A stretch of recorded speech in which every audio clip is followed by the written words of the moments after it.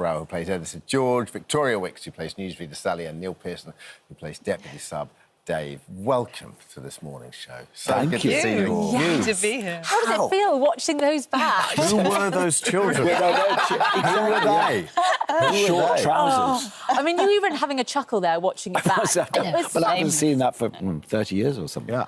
I mean, Yeah, it such made an me laugh. iconic show. Yes. Does it feel exciting to all be back together again after quite a long time? It Yeah. is. I mean, we've been together for 30 years now. We go to see each other's shows. We were on Zoom together during COVID. I mean, it's a tight-knit group and has been ever since we made the first show. But to work together again on something that was such a happy ship is it's a joy. How did the reunion tour come about? How did the writers start, you know, or was it...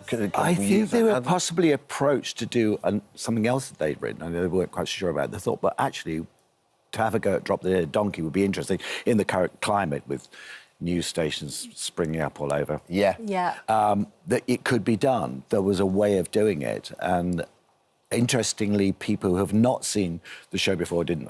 My daughter's 18; she'd never seen it, but she got it completely, and a lot of people said that it's brilliant the way the writers have made it happen for this same group of people, and to make it believable that they are now in this new enterprise. It's quite hard to sort of explain. And like, firstly, it was sort of an era of kind of 4 channels, and Channel 4 at the time was kind of, you know, so kind of revolutionary.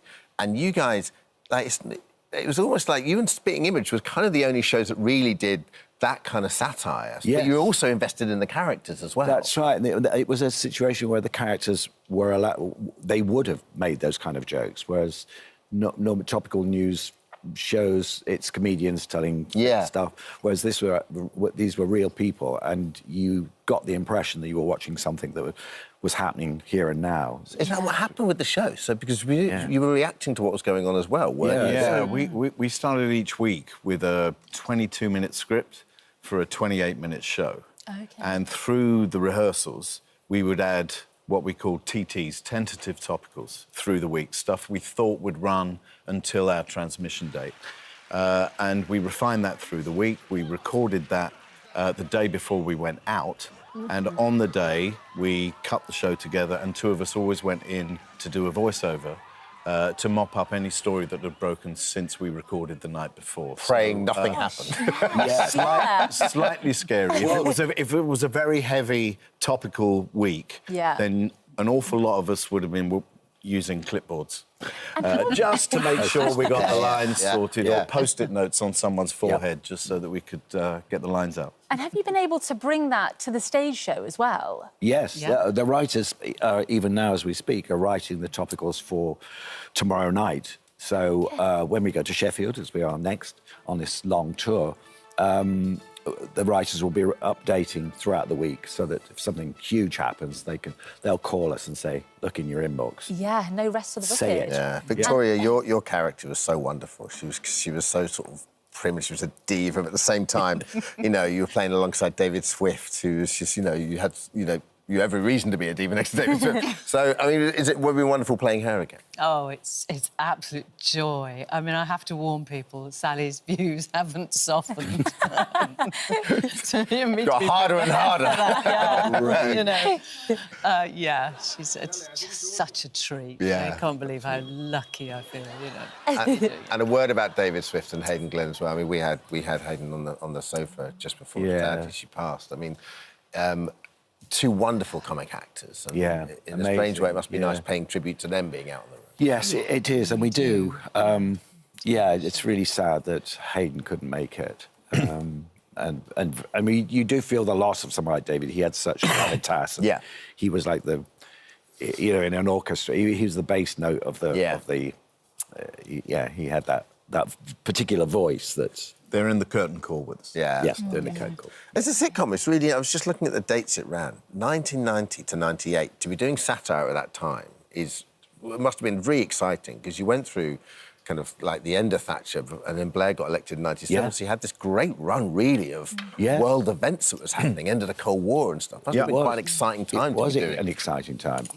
And I remember in Gus's office, we changed Margaret Thatcher out for Tony Blair. I remember the picture. Gus changed the picture behind him in the office. So it's... But there's never a dull time to be I was going to say, like fake news, social media, 22 prime ministers that we've had recently. Wouldn't that have been fun if you'd been on that? Yeah, but it's unnerving for us because there will always be big stories to cover. And if you're coming to the show on a Thursday, and on Thursday morning, I don't know, Trump goes to prison, then you're going to want to know what we say about that story that night. Yes. And as Jeff said, my first lines tomorrow haven't been written yet. I have no idea. How exciting. For you, maybe. For you, maybe. Is that nerve-wracking, or are you just chilled about that? Yeah, it is. But, I mean, it's a very good corrective against any form of complacency. Yes. In this show. Yes. You know, we have to be completely concentrated all the time.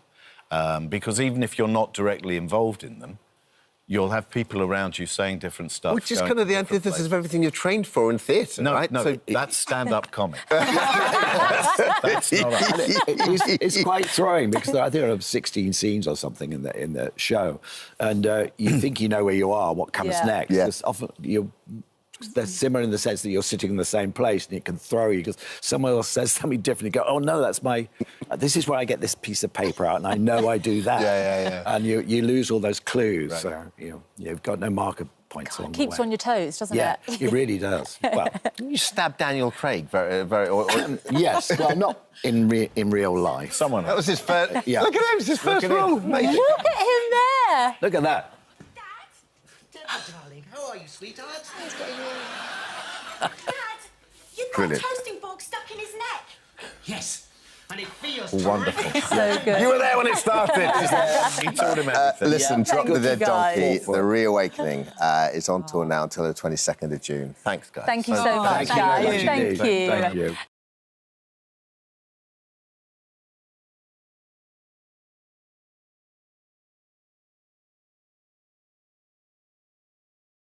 And KSI and Vic join us now. Thank you so much Morning, for coming guys. in today. Yeah, thank you for having us. Let's rewind the clock way back and talk about how this first started. Because, oh my goodness, you guys, like we said, you're mega superstars now. How did it start?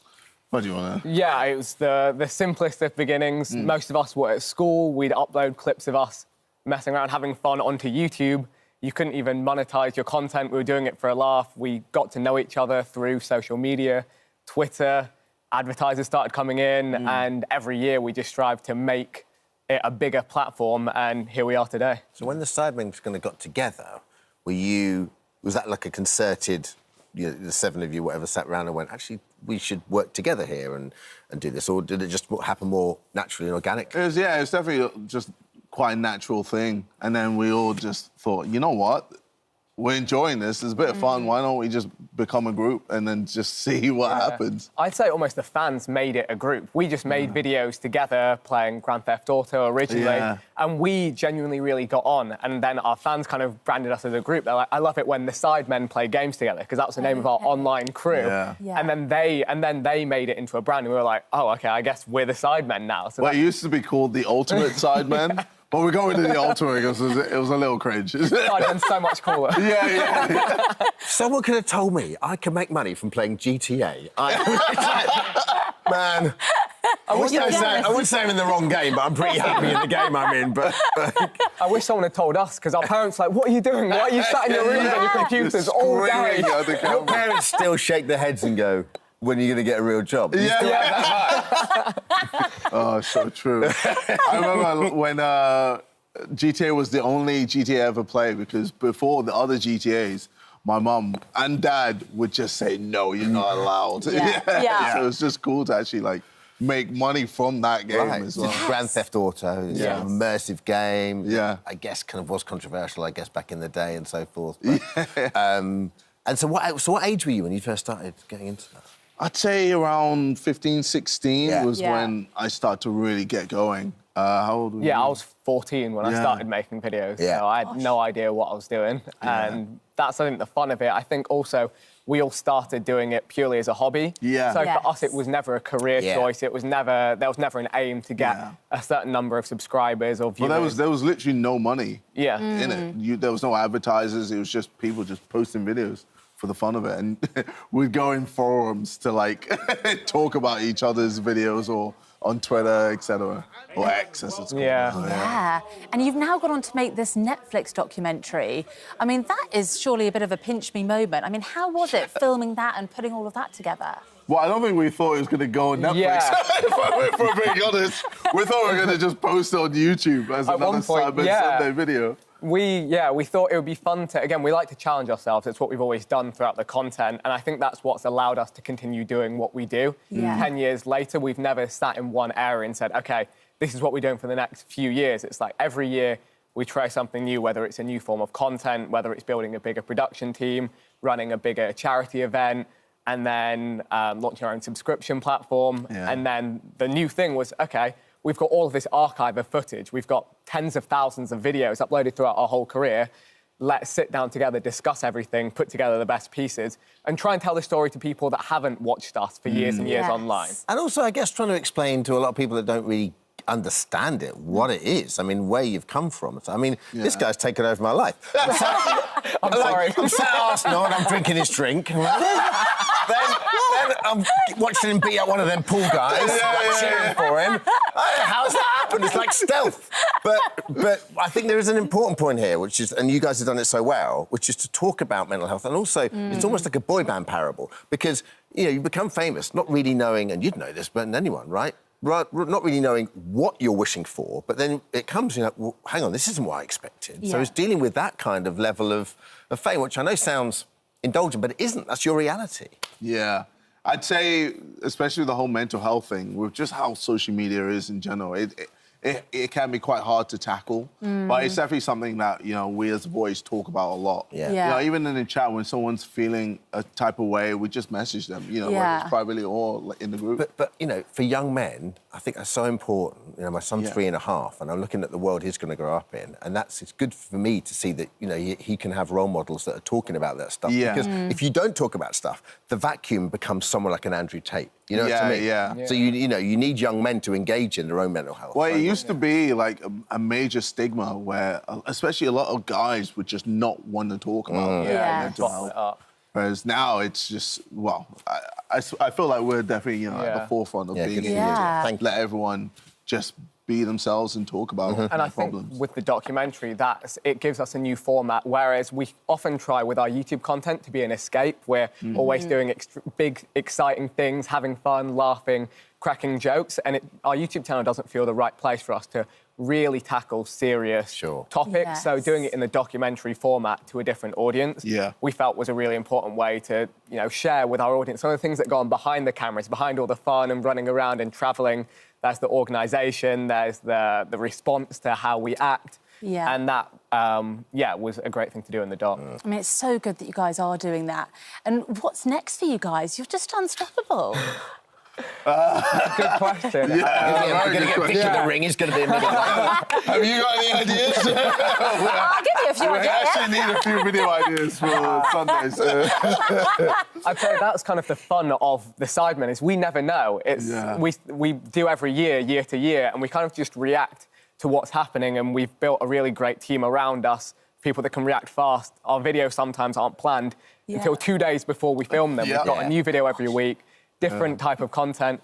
But I think our plan for this year, I'm going to give a little teaser of something. Go on. We've managed to run some really great charity football matches in the past. We sold out London Stadium last year. 62,000, I think, in attendance. We raised, I think, over 2 million. Over 2 million pounds for some great causes. One of those causes was Calm, the campaign against living miserably, who really help people with their mental health. And this year we thought maybe we'll try some different charity events. So maybe not football, maybe something different. So that's an exclusive little look into what we're working on back at the HQ. The Sidemen Story documentary launches Wednesday, the 14th of February. Romantic. On Netflix. Netflix and Sidemen. Thank you so much. Thank you, guys.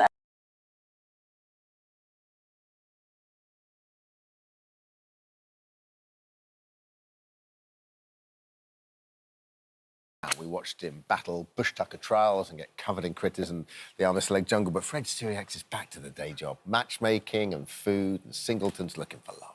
Yeah, before we chat to him, though, let's take a look back at the latest series of First Dates.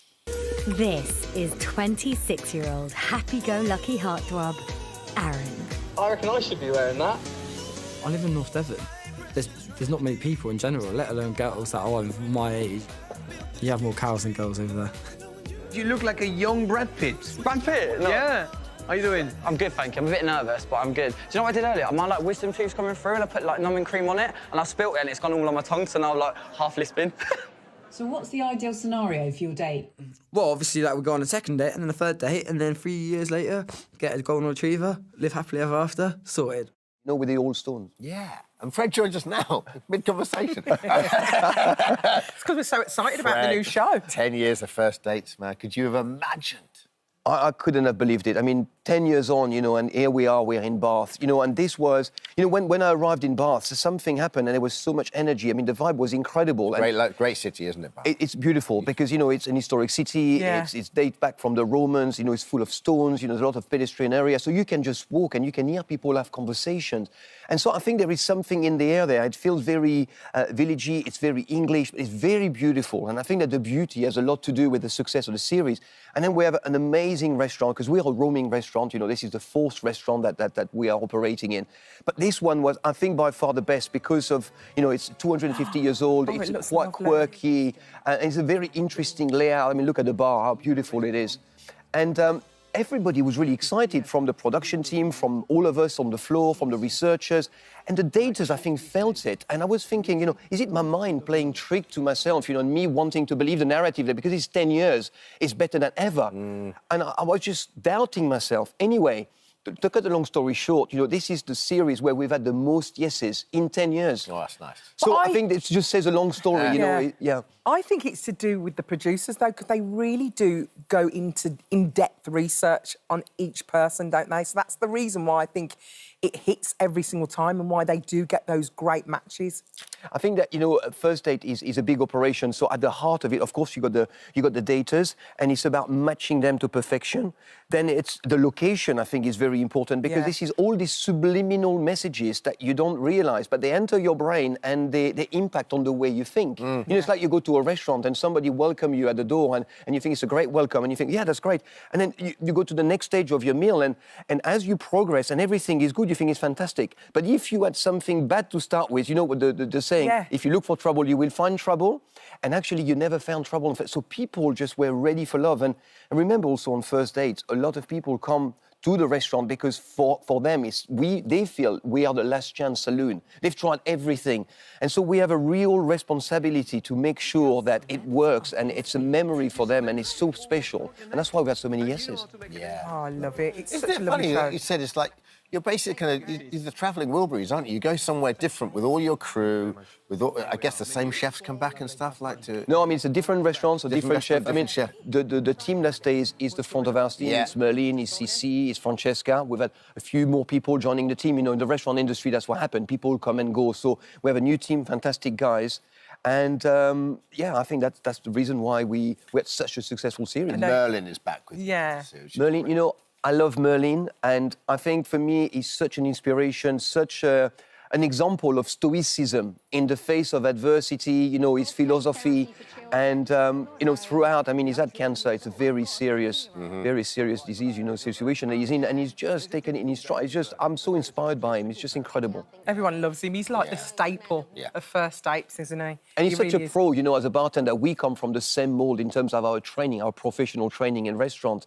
So we're very old school in our approach, and that's why it works so well, because we've got the same idea, the same vision on how the restaurant should be run, and it's just a perfect partnership. We saw one of the winners of Traitors earlier on. I know. I can't believe it. And does he just go and... Is it like a celebrity version, or does he just join the everyday He fancied a date, and this is what we do, so they come in and... So did it go well? Are you allowed to tell us? I can't tell you, You because can't the tell us episode if is they soon. match. I Oh, can't tell exciting. you. I hope they get together. And he was on his A game. Was he? All we know is he's a faithful anyway, so I reckon it's going to be a good story. Fred, Valentine's Day is coming up. I always think people took far too much stock in Valentine's Day and put too much pressure on. Should be every day, shouldn't it? Well, kind of, but also it's the smaller things I think about Valentine's. You don't need to have big grandiose gestures. But It's exactly the way I think. It's about the small thing. It's not about how much money you spend or where you go. It's the thought that counts. That's what people say, but it's so true. You know, and you know, it's simple. For example, going for a walk, maybe. You know, the anticipation, maybe a bit of chocolate or you know, a bit of rose petal in the bath. You know, I mean. Us bloke, we don't think about that, you know, but girls, they really love, you know, a little bit of We petrol love in all the- that. They We love all that. And Is that it's what just- you do for your partner? What would you do, like, on a nice Valentine's Day? Come on, give me the lowdown. I want to be, like, in there. Well, I can't tell you because everybody Yeah, I will wanna be know what's going to happen. Would you do the rose petals, though, and stuff like that? Yeah, of course. I love that. I mean, it's for me. I think it's the anticipation. It's the thought. It's about also thinking about what this person likes, you know. But it's the time that we're going to spend together that's important. And to make so that fruitcake knows that I'm thinking about it and I'm only thinking about it, and that's what's important. I think. It's also, easy just think to about do. what's going to make someone comfortable rather than take someone out of the comfort zone. You know, making sure you probably indulge someone. You know what someone loves, so making sure you indulge it. But it is the little things. I do I think agree. it's easy to make people feel good. Yeah. You know, and you just have to you know, the thought, you know, the smile, you know, just a little gesture, you know, and it starts from the day before. It starts in the morning when you wake up, and it should be a full day of celebrations. I think being present is the new thing as well. You know, so many people are in their phones, watching the phones and everything, not present in the moment, are they? Yeah, and that's why distance relationship are very difficult, because proximity and being close to somebody physically is very important. But as you say, you could be very close physically, but then you're on your phone, and therefore you're very far away. So yeah, it's thinking about those very simple basics there, which I think everybody can do. And in a world that we're living today, for example, with the world of living, the cost of living crisis and all this, when not everybody maybe can afford to go out, but you don't need to go out to a fancy restaurant and spend hundreds of pounds. Yeah. You can do it at home. You can cook a very nice meal on a budget that's delicious, but you can be physically and mentally present there. And you can hold hands and you can kiss and you can talk and you can connect, because it's very easy even though you're together as a couple, to disconnect and to just slide very slowly but surely to a point where suddenly you're like, oh, what are we doing here? You know, it's important to keep it in the right direction, and that is something that you can only do by being together and by talking, by assessing where we each are. And it's, you never won. You always have to work at it. Yeah. Hey, Fred, earlier we did our little news review and we talked about apparently couples now living in separate bedrooms. What's your opinion about this? Well, funny you say that, because I snore, apparently. Do you? No. Apparently. Although the other day I recorded Fruitcake snoring and I played it to her and it was very loud, so it was 1-1, right? But sometimes I snore and she goes next door. And then we play kind of bedroom ping pong, you know, so she goes next door and she comes back and then she goes again. But I find that when she goes away, I tend to just go like this on the bed, you know, and I go sideways. Spread. No, I spread and she comes back and then she kicks me and I think, I prefer when you were there because Honestly, we are so excited about this show, we really are. But I've got to ask, first of all, you're looking absolutely great. Is this from I'm a Celebrity? You look so good at the moment. Thank you. The funny thing, when I meet people in the street, they say, Fred, you look so skinny, you've lost so much weight. This is the heaviest I've been in my life. Stop it. Yeah, I'm 79, 80 kilos. I'm really heavy now, for my weight. So do you think it's from being in the jungle and then you come back and stuffed your face? Yeah, because I came back and I overindulged. I mean, after a month, wouldn't? You're It's a in the long jungle. time. You know, I had my first coffee and it just went straight in my head. I was buzzing. When are you going to come and cook for us on the show? That's what I want to know. Well, I think a couple of weeks, 3 weeks, Are 2, you? 3 weeks. Yeah, I'll come and I've got a really nice recipe, you know, something that everybody's got in their cupboard, very easy to do, 15 minutes tops, and you've got a delicious meal. Good news. Thanks, Fred. First dates continue at 10 o'clock, Channel 4 on Tuesday. First dates Be My Valentine the following Tuesday. Thanks, Fred. Thank you, guys. Good to see you. Thank you so much, Fred. Now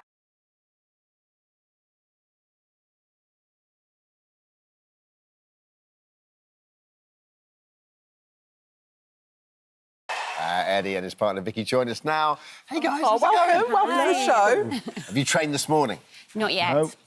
Not yet. But straight after this show, you probably go straight off. Straight to the ice. So, Eddie, this is something that you've wanted to do for quite some time, isn't it? Yes, a couple of the shows, but this one particularly, because I think it's the hardest of the reality shows. And I thought, it's just one of those things I've always wanted to do. You like a challenge? I do like a challenge, and I've been to auditions over the last 14 years, and they said, no, we don't need you this year. And then all of a sudden, somebody broke their ankle, and they said, oh, could you come in? And the last minute, and so I thought, well, yeah, why? So weird, because you think if Eddie goes, I want to do it, what does Eddie do? It was ice and snow. He'd be like, I'd sign him up. It's a no-brainer, isn't it? Really? So when you auditioned, are you getting better at skating every time you audition? If you've auditioned 3 times? Yeah, but I only go for an hour on the ice, Yeah. My local ice rink. Then I go for the audition. They say, no, we don't need you this year, and that's it. Then So you just forget about it? Yeah, so over the last 30 years, I've probably been on skates 6 hours over 30 years. So you're a proper beginner. You were a beginner. Proper beginner, yeah. So you had a partner originally that's... Tippy. What happened to Tippy? Tippy, we clashed skates, fell, and she damaged her knee, unfortunately. And, she had to take a certain amount of time off the ice. And, we were a bit unsure about whether she would recover in time for the first show. So Vicky stepped in. Stepped in. Good old Vicky. So you must have been like, oh, my goodness, he's an Olympian. He must have thought, this is going to be brilliant. We know he's got the good sport work ethic. Yeah, absolutely. I was quite starstruck, actually, when I first met Eddie, because he's so inspirational.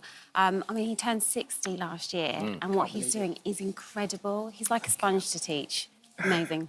Amazing. That must be the thing, isn't it? You just want people that are going to listen and take it on Yeah. and try the hardest, I guess. Yeah, no? and enjoy the process. Yeah. It's so horrendously difficult to skate, but he's enjoying the process. Love it.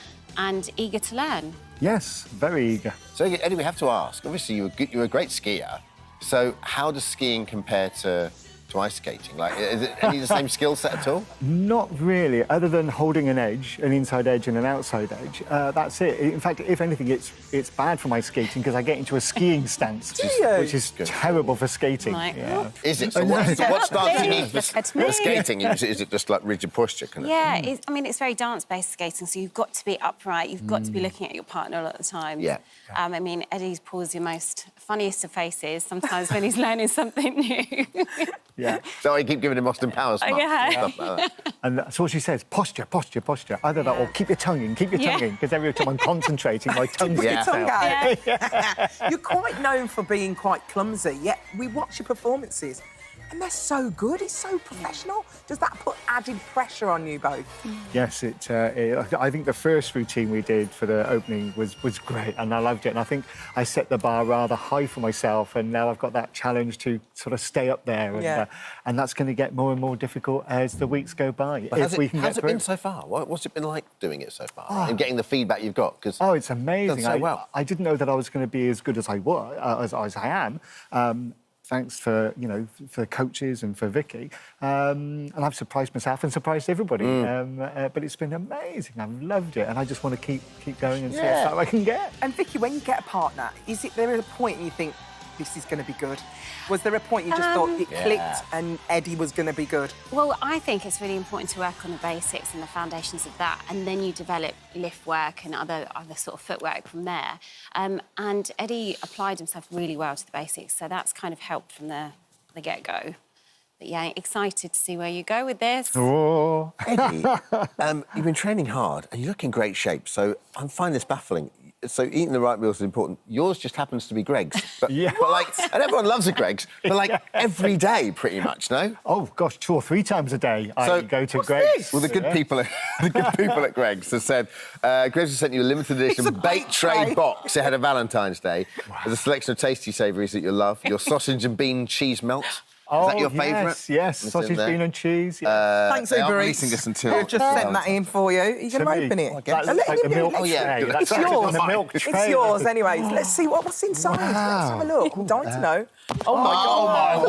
No, that is good. That's just You've got a steak temptation, the OG sensation, which obviously must be the... I love this. Can you buy this? Wow. Buy this for Valentine's Day. Yeah. I love that. Oh, I can smell them as well. You're still after one of those black cards, aren't you? I am. I'd love one, but...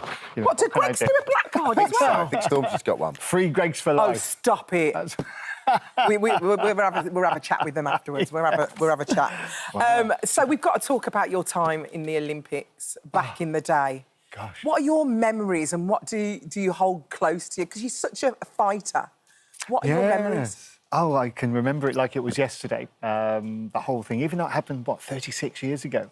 Almost to the day, Valentine's Day, it happened 36 years ago. And, yeah, I can remember it like it was yesterday, the crowd, just getting there, lighting the Olympic flame. It was just amazing. And then to make a film from your life, what was that like for you? I mean, they grossed £46 million pounds from that film. Well, I signed the deal to make the movie back in 1999, 25 years ago, and I thought the film would never be made after 10, 15 years. And then I did Splash, won that. That was the impetus then to make the film, and they did such a great job. It was so good. I loved it. And it still makes me cry when I watch it as well now. And it's so close to the true story as well. It's very close. It's, I'd say it's probably about 80% true, but it only represents probably about 5% of my life. There was so much more that they could have put in, but they had to keep it down to a certain length. But they did a wonderful job, and Taron played me so beautifully. But also such a struggle over adversity, wasn't it? Because no one, none of the federations, wanted you there. You had to really fight to get there, didn't you? It was a struggle, yeah. They kept moving the goalposts, and, I slept in the back of the car and in cow sheds and scraped food out of bins and did all kinds of things. But other countries were wonderful. They gave me equipment, they gave me places to stay, they gave me a bit of coaching, and they were wonderful. So, I just took advantage of whatever came my way. Kind of strangers, any help, I thought, oh, yes, please, and I would jump at it. So, yeah. Well, we are so excited to see your journey. We are... I can't wait for Saturday. Vicky smells blood. She's got a winner on her hands. Come on, let's do it. It's actually on Sunday, isn't it? It's on Sunday, 6:20 p.m. on ITV1 and ITVX. Dance week this week, so... Dance week? Yes. Oh. Yeah. Do you know what you're doing? Yeah, we're doing jive, aren't we? Yeah, we are. Yes. Jive on the ice? That's going to be tough. A lot of complicated footwork, which we're trying to work Get your on. carbs in. You'll need them. Sausage rolls. You've got your bake tray now, you're sorted. Thank you for joining us.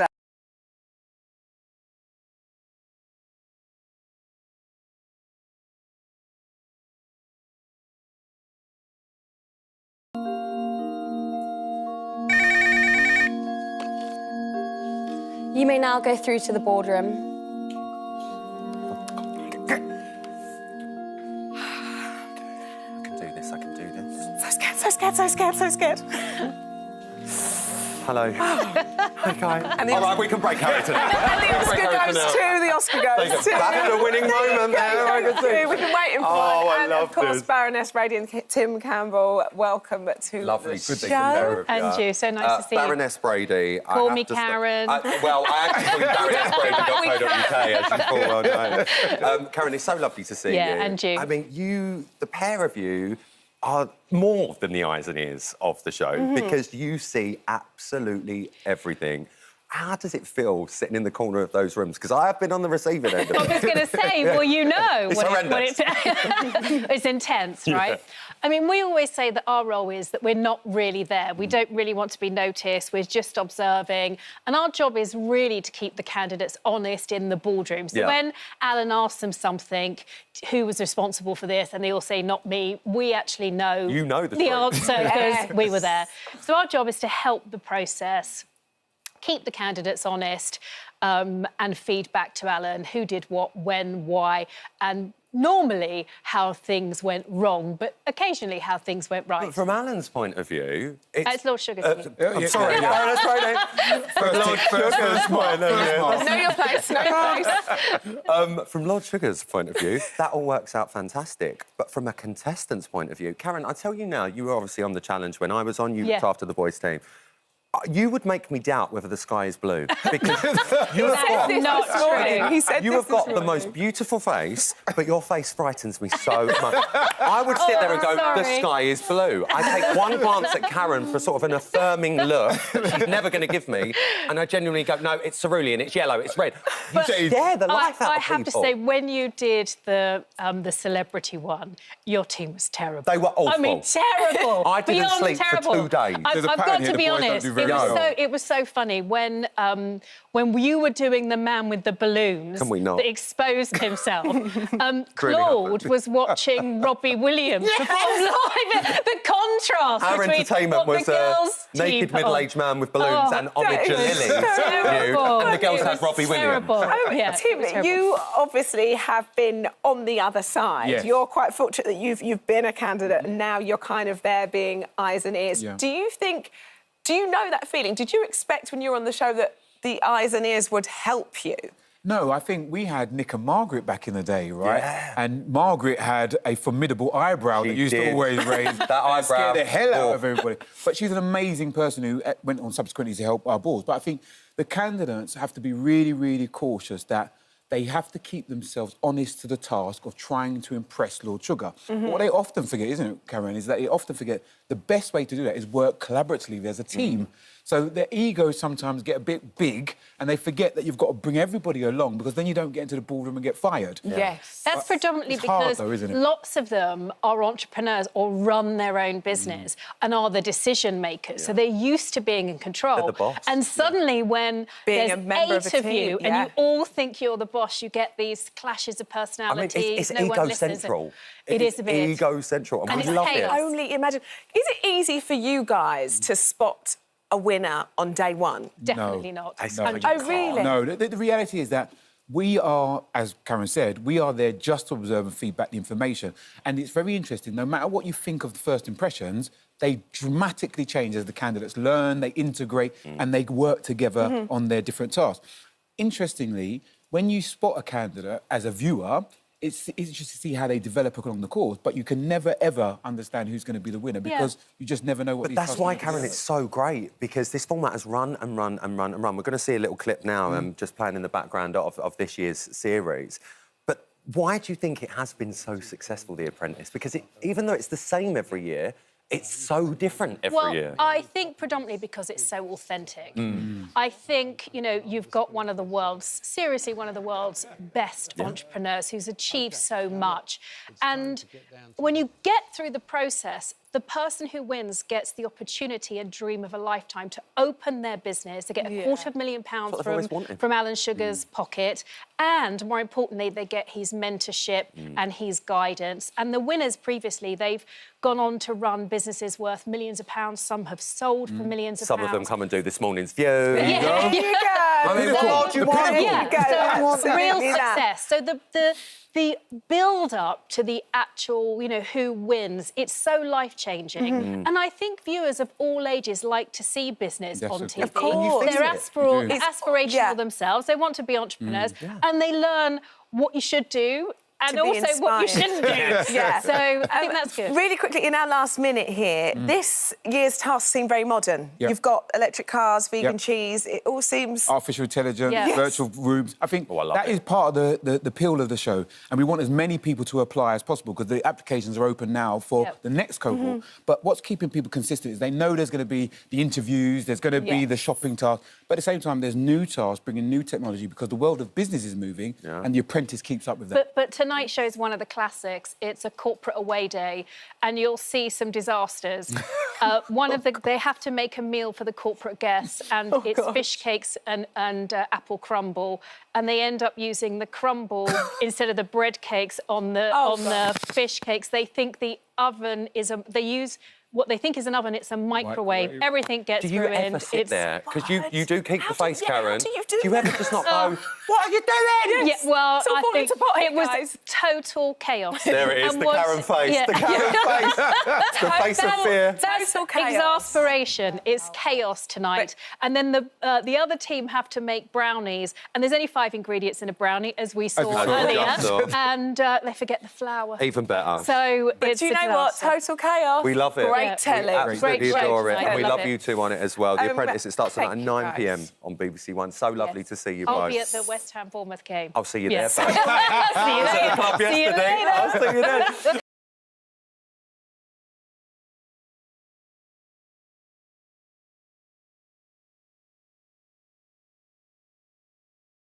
Now, if he wasn't busy enough taking on challenges with Rob Beckett or quizzing celebrities on the weakest link with that little wink, Ramesh Ranganathan has added another project to his busy schedule. Yes, earlier this month he started his new stand-up tour, Hustle, and with dates across the UK until April, Ramesh is here now to tell us more.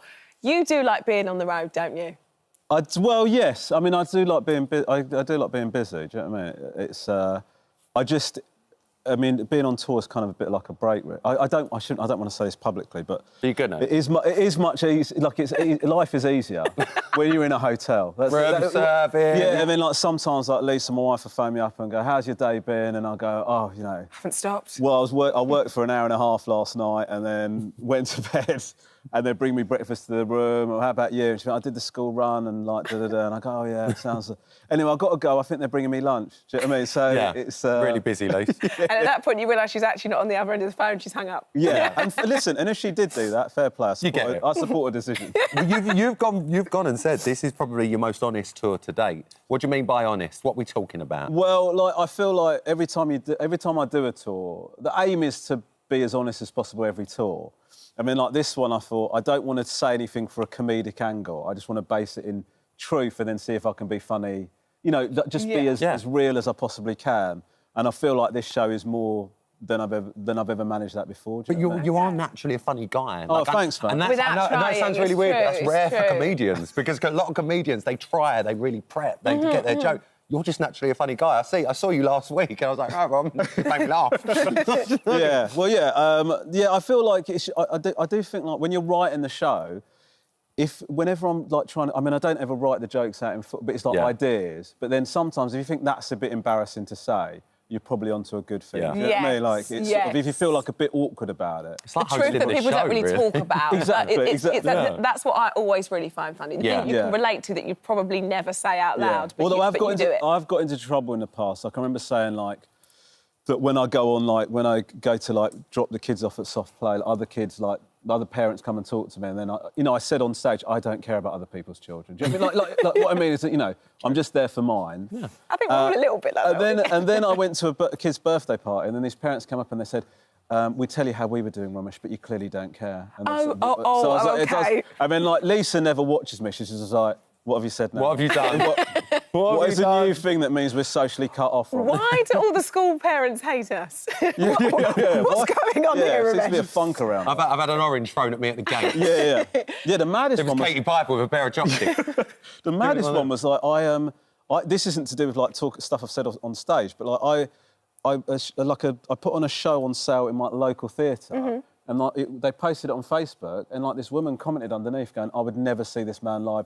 He always looks so grumpy on the school run. Oh. And I was like... Was it the head teacher? No. No. We don't speak after certain incident. But, like, no, it was just like... I was getting reviewed for my general school run behaviour. Oh, goodness me. OK, well, there you go. I mean, I do have resting in different face. That is a truth. That's what we love about you. That's what we love about you. But it's even when, like, they when I was coming over to do the pancake thing, I thought, if they cut to me... You're just going to look unimpressed. I'm just going to look so... Yeah. It's delicious. It's really nice. Thanks for the berries. So, obviously, you're going on tour, but everybody, as we know, has to start somewhere. And for you, when you were a child, you were really interested in stand-up, weren't you? Which is, I think, quite rare. I can't imagine my kids being like, I'm really interested in stand-up. How did that come about? Well, I had a lot of spare time because I didn't have any friends. No. So you start looking elsewhere, do you know what I mean? No, but the truth is, we used to go to, like... my mum and dad used to take us to the local video rental. Have a look at that picture.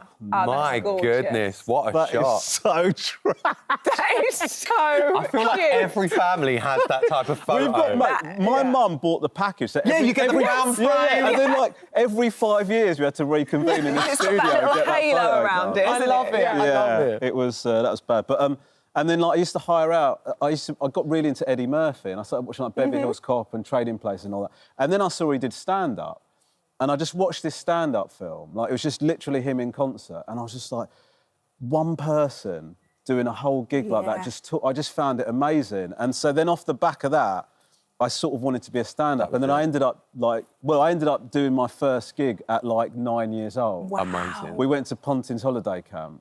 What a place to do Oh, it. mate, do you know what? That's where all the best showbiz stories It's true. start. Look at Stephen Mulhern. Exactly that. Yeah. Butlers. He loves it. Rom, obviously tickets for the tour, I'll take it all on the website. Yes. Head to your website and all of that. Yeah. I can't let you go without talking about two things. Sure. First up, Goodbye, Weakest Link.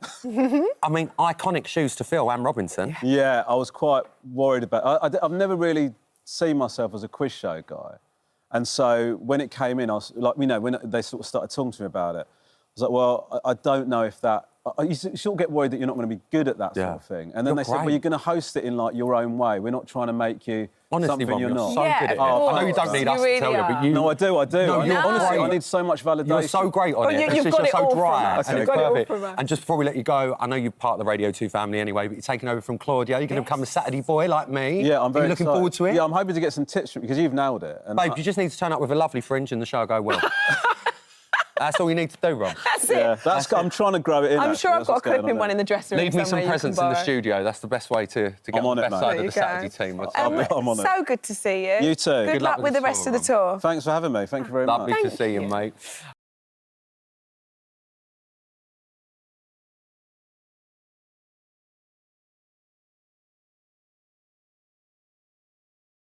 Now, it is the star-studded spy thriller that's coming to the big screen. Is it Bonnie? It's not Bonnie. Oh, I wish no, it was. it's not. There she is. Ahead of the release of Argylle, we sent Sian to meet Hollywood A-listers Henry Cavill, Bryce Dallas Howard and director Matthew Vaughn. Bonnie! What, you want me to interview the cast of Argylle? Henry Cavill? Agent Argylle. It's all about spies, yeah?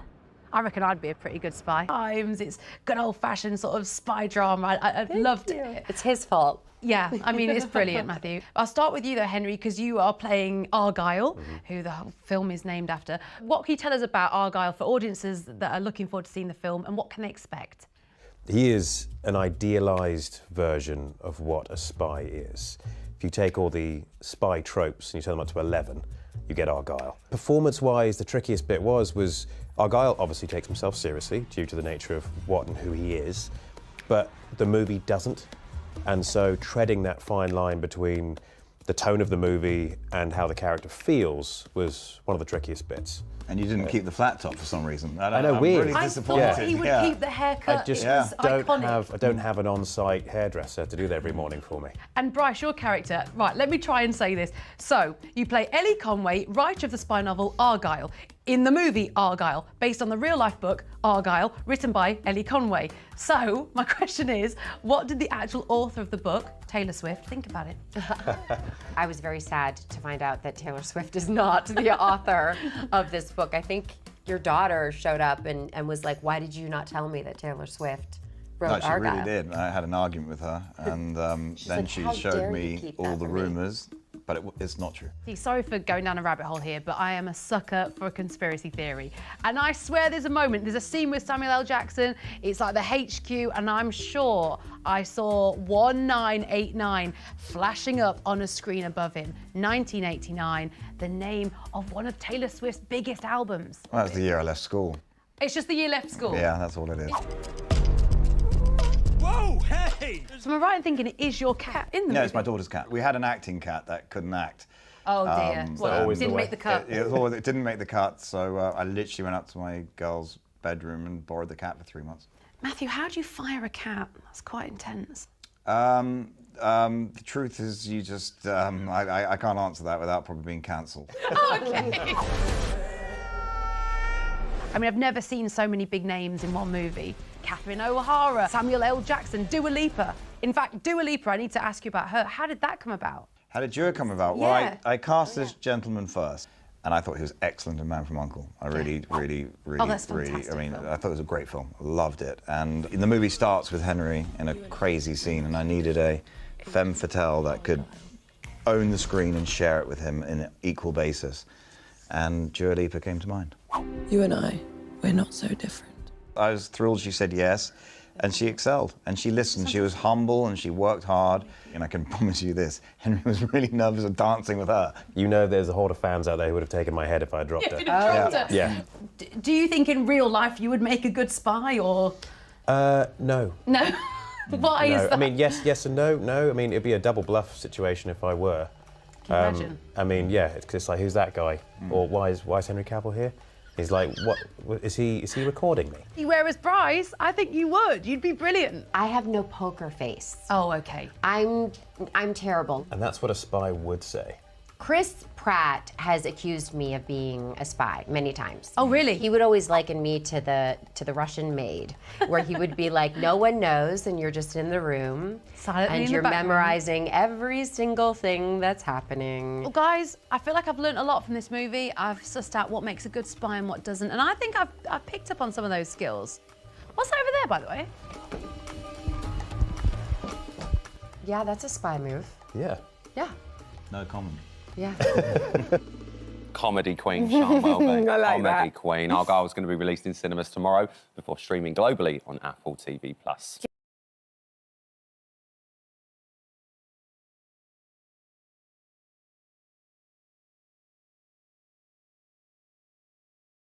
I know, but was it the right decision? We're not sure about that. We're joined now by the wonderful Victi Hannah Spirit alongside former Dance on Ice pros Matt Evers and Frankie Seaman, who have started a new podcast covering all the ice rink action. So I suppose this is a busy time for you. Which I love as well that you get dressed up in a suit for. It just kills me. Well, it was movie week last week. I love it. I just love it. Yes, I'm absolutely obsessed that. with We need it. to work with the themes. We'll start with you, Hannah, first of all, because obviously it was, of course, sad to see you go.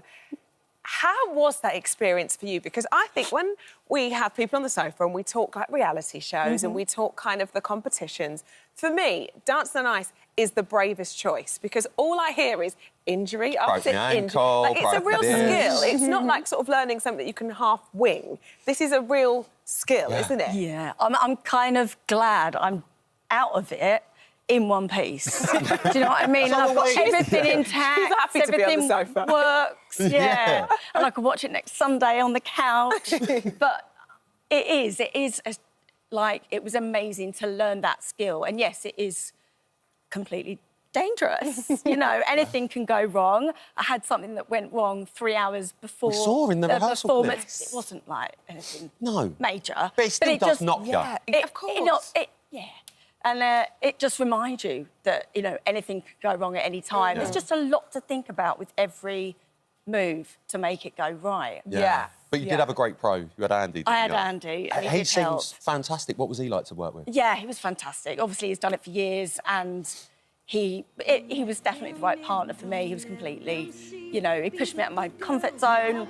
And yeah, it was just amazing. It was That's just what a you joy need, to... isn't it? When you're embarking on something like that, you need a real good, solid partner, don't you? I can only imagine that. Look at you there as Elsa. Look, your daughters must have absolutely. Not even that. I'd have that like, on my gravestone. You know what I mean? yeah, I'd be like, yeah, I did that. Oh, they must have loved watching you perform. Do you know what my little is? She went, does Mummy have Elsa's superpowers? Oh, I know. clearly you do. Yes, you do. Yeah, and Their so faces, that's, though. I know, their Their little faces. faces. So That's what it's all yeah. about, isn't it? And we Yeah, know exactly. you've got an autoimmune disease, and that's got involved when it's come down to training at points. So you've had to miss a few rehearsals. Yeah. At times. How much impact did that have on the whole Dancing on Ice experience? It had a massive impact on the start, especially. I felt like I've only really come into my own in the last 2 weeks. Right. And I've been solid in terms of feeling good every day.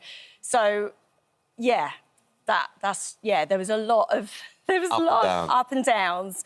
And then, yeah, the last 2 weeks have been solid. So I felt like I was about to sort of like go. It's taken a minute to get there. Yeah.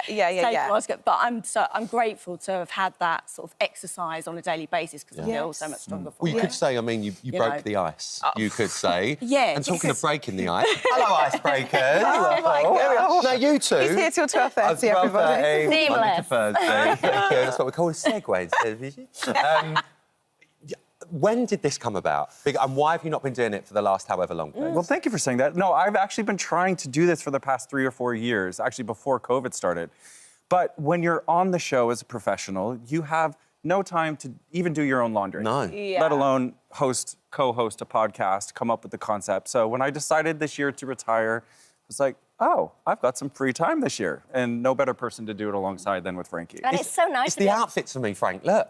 I mean, the podcast, you're sitting there, you've got your little gilet on. I'm loving it. Yeah. We decided to go all glamorous. I mean, I think it's just nice for us to be able to share our expertise with the fans because, you know, you get the little comments from the judges, 1 or 2 lines. They can't really explain what's going on backstage. They can't really explain what's going on behind the scenes. And I think we are really perfectly placed to be able to bridge that gap and dive deeper and tell people, this is what's happening in this lift, this is why it went wrong, or this is why they shone bright this week. Do you know what? You're so right, because they sort of give a critique, and I might watch it and think, hang on, that seems a little bit harsh. I didn't really notice that, but because it's a live show and the nature of it, there's not enough time to elaborate on that. They pack so much into that hour and a half, especially this past week. There was 11 couples. There was no skate-off, was there? Yeah, and no skate-off. And what was, like, even Jane saying, we want you to work on the basics, but you guys at home don't know what the basics are.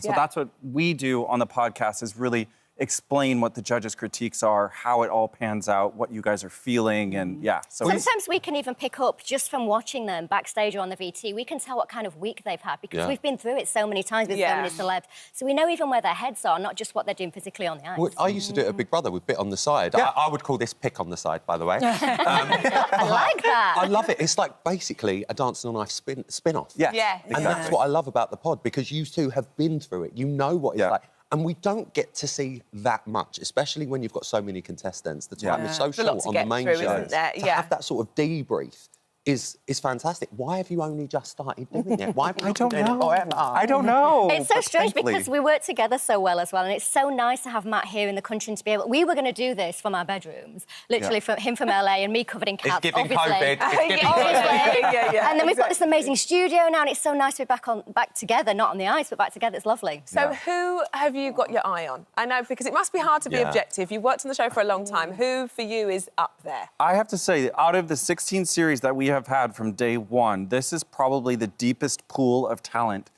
that we have had. And especially like with Adele, her journey, we have never seen anything like this on Dancing on Ice before. She's an amazing storyteller, and I think the minute she steps on the ice, you're just waiting. What's she going to do this week? So different the 2 weeks that we've seen.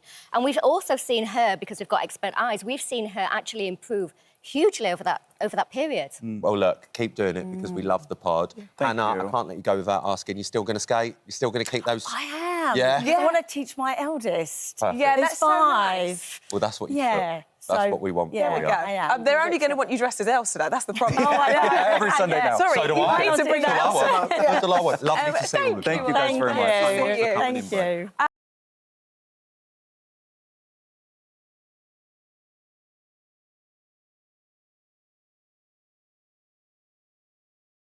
The best piece of telly I think I've ever seen, and that traitor that pulled the wool over everyone's eyes and won that massive £95,150 jackpot all for himself joins us now. Harry. Oh, well, mate, congratulations. Yeah, firstly, hey. congratulations. Secondly, double congratulations, because what people don't realise in telly, like if you go on a game show or something like that, you don't actually get the money until it goes on TV. When did you get the money? So I literally got my money on the way here this morning. Got the money here, he's rich, everyone! I just want to... Well, I'm not going to do it, but take my top off and run around and scream. Don't do what you want. We don't mind. We're only here this week. Ryland's done work. Yeah, I have done work. Because you shot it. It was all shot back in. Yeah, like September. Time. Yeah. Okay, so you. So I've like obviously there. I'm lying for however long I was there for, and then I had to carry on lying because I've obviously come back. Of course. Everyone's. Where did you go? Oh, I just sort of went out. Went to see a man about dogs. My mum would. Because you're in the army, aren't you? Yeah, yeah. So what did they think you were doing? So I just was like, I've just had like an exercise deployed. I was just deployed somewhere. Wasn't allowed my Scotland. phone. Yeah. At least that's a little bit more believable. But, yeah, like you're in 100%. the army kind of makes sense. Like there is so many questions I've got for you, Harry. But of course. let's go all the way. Are you ready for this? Because I'm the ultimate fanboy. I'm fanboying. I can't wait. This Stop is amazing. it! Look, you from day one, you were selected as a traitor. So you are a traitor through and through. From that moment, you got that little tap on your shoulder from the Winkle herself. Yeah, I know. I saw you physically lick your lips. You know, I didn't even. We all saw it. You were like, Harris, I'm a traitor now. All blindfolded.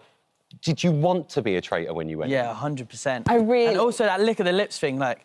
No one sort of believes it, but I just had like proper dry mouth. I was smiling, so you know, I was trying to pull my tongue back down with my teeth. Your lips so I was stuck like, to your I'm tooth. going to take this blindfold off, and everyone's going to see me with my lips stuck up here. Because you're nervous when you're in that environment, right? I sort of like licked to be like, all right, come back down. I need to sort of focus. But it's became like a meme on Twitter. Yeah, Everyone's going, he loves it, look, he wants to be a traitor. I did love it, though, because I was like, I've always said I'm a Jekyll and Hyde sort of person.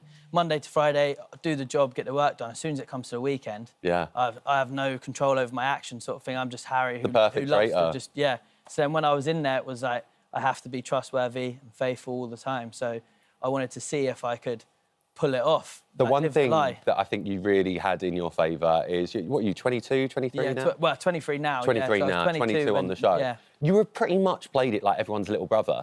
You know, we saw you there with Molly in the final. She looked at you as basically a twin. She's devastated. Yeah, she trusted you completely. That was the best bit of gameplay. But for you going in, we can all sit here and go, oh, if we did that, I'd love to be a traitor. The second you get that tap on the shoulder, that's when it becomes real. And your mindset completely changes in that 100%. Moment. Am I going to be finding traitors or am I going to be the one who's murdering people in the night?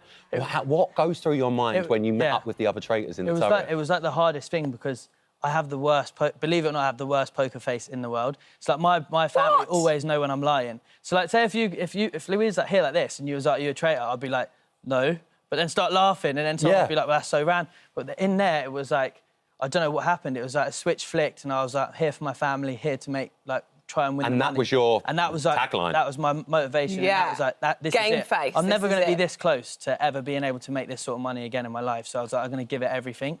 But then, obviously, when I'm sat there, and I actually wanted to be a traitor so bad, but Claudia Winkleman sort of made me nervous. And, like, I don't know why, she's such a powerful it's that woman. fringe. Yeah, She's so brilliant, I was, like, sort of isn't she? scared. She's so brilliant. when we had the interview, I don't even remember what I said. And I was like, oh, I've messed this up. She's never going to choose me because I can't even remember what I had said. Yeah. But then, so when I was sat there and the pressure of the blindfolds and, like, them blindfolded, like, I couldn't even cheat. Like, I tried seeing where she was. Well, I always think that, thinking, like, can I look down and maybe see it? You know, like, I always say, like, in school. Like in school, when you played head down, thumbs up, and you would look under the table to see people's feet. You would cheat. And then I tried doing that, but obviously you couldn't. And then in that moment in time, I was like, how am I going to pull off a lie? So I didn't really want her to tap me. Then as soon as she did, it was like a complete change. It was like, well, you're in then, aren't you? Like, I know what I need to do. Can I ask, the clip that we just saw there, OK, that kind of, in a way, for Molly, it, like, breaks my heart a little bit because she was just devastated. What happens when the cameras stop rolling? Yeah, I mean, like, I wanted to mention Molly, obviously, as well, because our connection... Like, just and also put it out there, like, for all the rumours that there's no romance involved. There's just you've got a girlfriend. I've got an amazing girlfriend who I love dearly. So is she. She's got an amazing boyfriend who I've met. He's a legend. So, like, I feel a bit sorry for them because it's like we're just two young people who built a genuine connection. I know more about her boyfriend than I do about Molly. Yeah. She knows more about my girlfriend than she does about me because that's how we connect. You know what we're like, though, on a reality show. We're like, oh, they love each other. We love it, honestly, don't we? Just We like love really love. close friends. But then, and exactly that shows our bond because when it had finished, she was still worried about me and she didn't want me to feel like she hated me. So as soon as it stopped, like, it was stopped. It was a game. She didn't let, and she's amazing to know that. Like, she wanted to see me and I was a bit worried going in. I thought she's going to be behind the door, like she's going to put me out my misery, like, straight in the back of my head, something like that. But no, she just gave me a massive hug and was like, I love and hate you at the same Well, you played a blinder. You did. You played a blinder. This is the game. If anyone deserves, like, to be a traitor from the start and carry on lying, and I just think that shows her personality to a T, like, how amazing, because I wouldn't blame her if she still hated me now. No, do you know what? And I think it's very fair. I was watching you on BBC Breakfast the other morning, on Saturday morning, and it was so lovely to see the three of you, Molly and Jazz, that were in the final. One thing we need to start talking about is how you turned on your fellow traitors. You got pretty much all of them out. Before we talk about it, let's have a little look at your best bits. If you feel me touch you on the shoulder, it means that you are a traitor. I'm buzzing, I can't wait. People honestly don't have a clue. I'm here to do what I need to do to win the money. It's the perfect play to murder your best friend. Eyes aren't turning on me, they're always turning on someone else. I love this game. I'm one of the people stirring the pot, and it feels so good. Somebody's playing a very clever game, basically. I've voted for yourself, Miles, so I've got to go with yourself as well, Paul. Dear Ross. Dead man walking. Dead man walking. You're a good scapegoat. It's getting too brave, so we put her in her place. I'll vote for yourself, Ross. Every time someone calls me a faithful, I get a little tingle inside. I'd be happy standing at the final with Harry, confident that he's a faithful. I am being a traitor.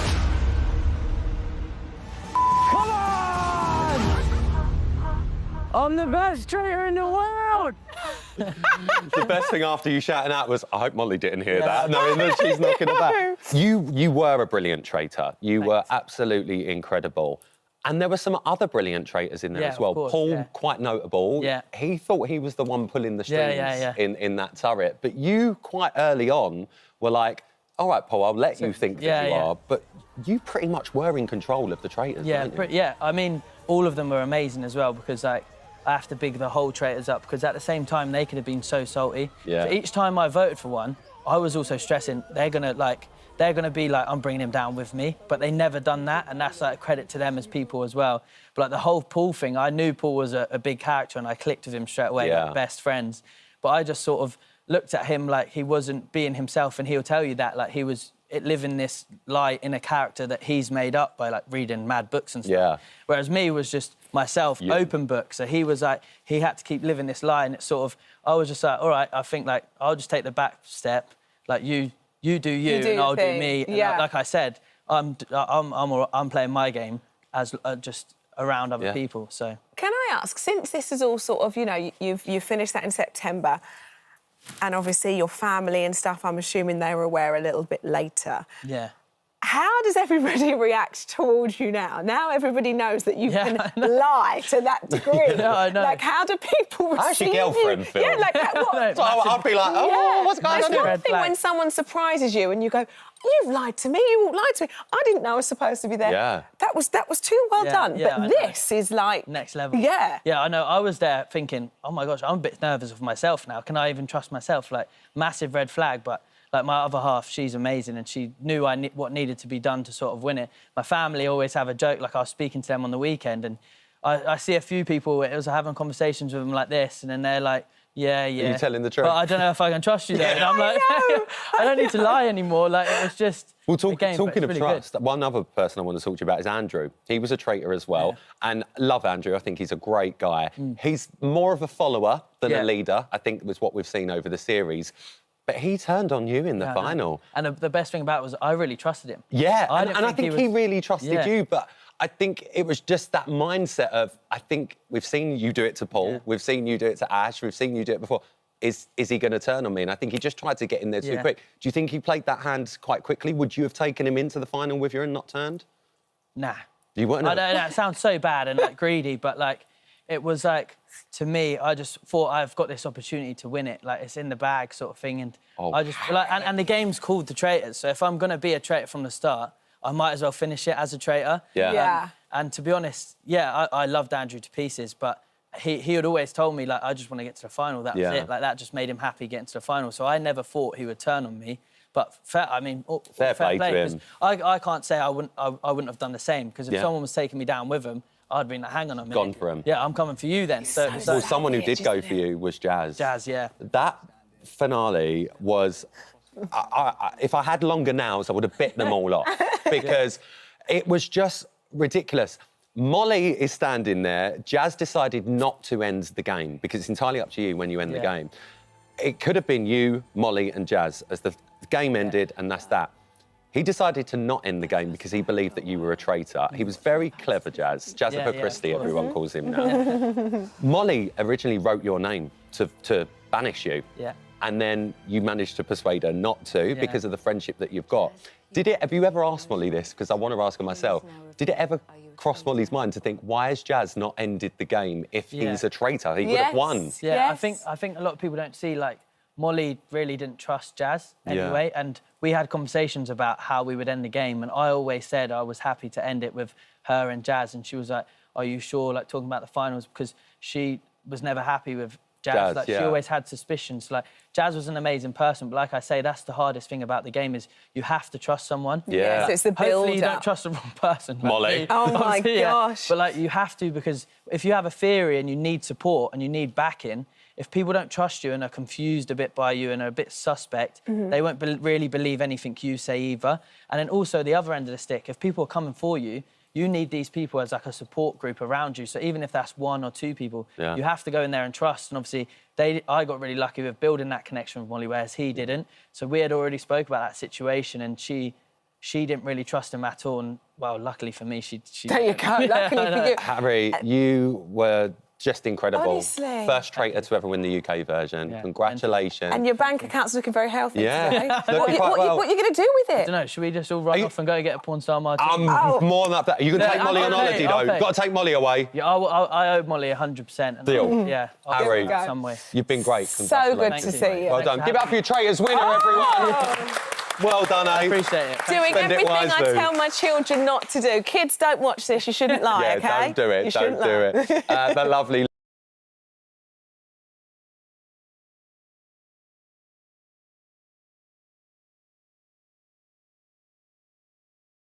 Paloma is here now. I'm liking the feel of that music. Yes. The hair. Is it making you feel like a bad woman? It made me feel like a bad woman. I'm always a bad woman. No encouragement to be a bad woman. Tell us a little bit about it, because I love the hair. What was the inspiration? Is that your natural hair? No, my hair is actually that colour naturally, but I've been dyeing it so long I couldn't remember, so I just thought I'd try it out. But the song is about kind of saying, I'm done with this kind of social pressure on women, teaching us, raising our kids to be good girls and being raised as one, like always behave, be nice, don't speak out. And it's about me saying, I am done with it. If you want to call me a bad woman, then OK, I'm a bad woman. Go ahead and do so. But every night before bed, my 2-year-old asks me to sing her that song, and she's gone. She keeps walking up to strangers saying, I'm a bad woman. She's only that big. You're like, no, you're not. Just not like, yet. I want you to be empowered. One day you will be a bad You're not even a woman yet. No. So please keep saying please and thank you. Yeah, please and thank you, but still be a bad woman. Exactly, yeah. But yeah, so I think it's just about kind of saying no to, I reject all these expectations. I do think that feminism's got to this point where it's like, everyone keeps telling me, we had feminism, it's brilliant, now we've got equality. It definitely doesn't feel like equality. I think we're doing too much. I think we've got halfway through, we're working, we're holding the home, we're being the, first person on the parent WhatsApp group, we're ordering the school uniform, we're doing the food shop, we're all these things, and there's this unseen mental labour that women with and without children are kind of expected, always be maternal. Everyone's like, I spoke to you about my feelings and you weren't there for me. And it's like, yeah, OK, but I'm really busy. Do you think that's, irrespective of sex, do you think that's just the social, that's the kind of the pressures of living in the modern age to a point? I think it's mainly on women. I don't think that men, I think it's acceptable behaviour from men and not from women. I think it's an imbalance and unfairness. To be like, no, I've got too much on to really care about your feelings. She's awful. She's not maternal at all. But, if a man goes, I'm really busy at work, sorry, we're like, oh, bless him, he's stressed. So true. It's just not fair. So I think those are about... the norms that are put in society. So it's not this is what we talk about all the time. Men aren't encouraged to talk about their feelings, so therefore that is the reaction a man will get. I think that the patriarchy is perpetuated by all genders. I think that we're too hard on each other at times. Oh, God, she was really cold-hearted. You know, she left her husband and kids. Or it's all like, what about the pressure she was under? It's not necessarily just coming from men. I think a lot of men want to try. Yeah. But, I've never heard of a career man. I've only ever heard of a career woman. For sure. And apparently career men actually exist. When you take these themes and these thoughts, how do you translate? Is this translated into the whole album, or? Yeah, so the album's out February 16th. It's called The Glorification We're all over of that, Sadness. don't you worry. Yeah, hopefully everyone's going to pre-order it. And the glorification of sadness. Yeah. Wow, that's deep, isn't it? Well, I like to think of myself as a bit you deep, are Alison. quite deep. I think you are. And it's all about the breakup that I had with my children's dad, which is a kind of... It's a bit different to, songs that I sung when I was younger about just cut and run. You know what it's like. It feels very heavy that I broke up with my children's dad. I feel a real sense of responsibility. I feel like this stages of grief are just so kind of present, and even now, 2 years on, I still feel this kind of like overarching sense of guilt that I failed my children or I failed society or what's expected. And so the album sort of chronologically goes through the stages of grief, whether it's a relationship breakup or a death or whatever, but it goes through all your feelings. There's moments where I'm like knee-jerk and like a sort of like petulant child, and it's sort of childlike, and then there's moments where it's more introspective and sad. So interesting. And it really sort of just depicts it all. And I'm really excited for people to... Obviously, we started with How You Leave a Man, then now it's Bad Woman, and it goes on. It sort of, yeah, it documents the whole thing. But it is definitely my biggest failure that I've ever... And it's probably my only regret, I would say. I've never really been someone who regretted anything. When you were putting pen to paper, did you have a word with yourself about, well, how much do I want to...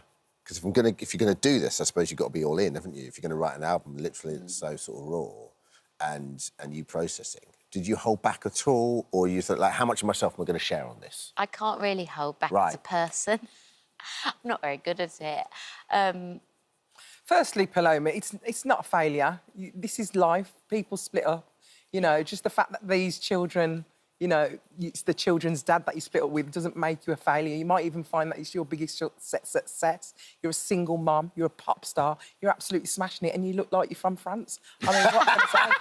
Do you know what I mean, babe? You're smashing life. Don't ever say that's a failure. That's your life. That's your journey. That's your story, and that's how it's going. Well, thank you.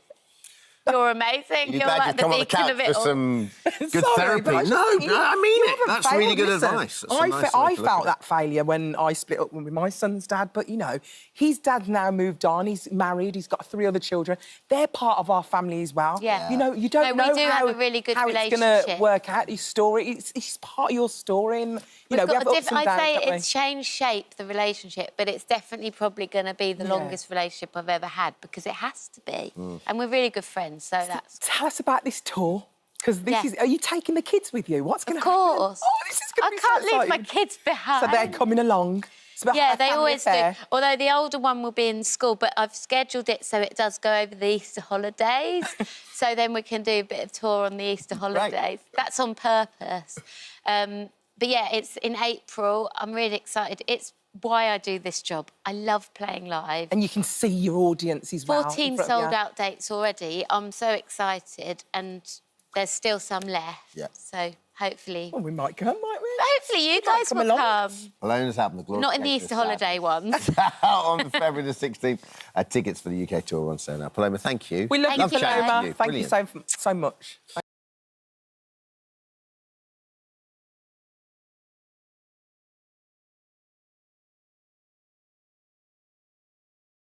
And the star of the show, of Trigger Point, Vicky McClure's here now. Hi, Vicky. Hey, Uppy Duck, how are you? Sorry, we need to dominate. We actually haven't, so it's so nice. It's a proper Hello Me Duck moment. Yeah. It is. It's nice, both from the East Midlands. And I'll say, back from where I'm from, Vicky's like, you know, our celeb. Yeah. Because you don't get many in Nottingham.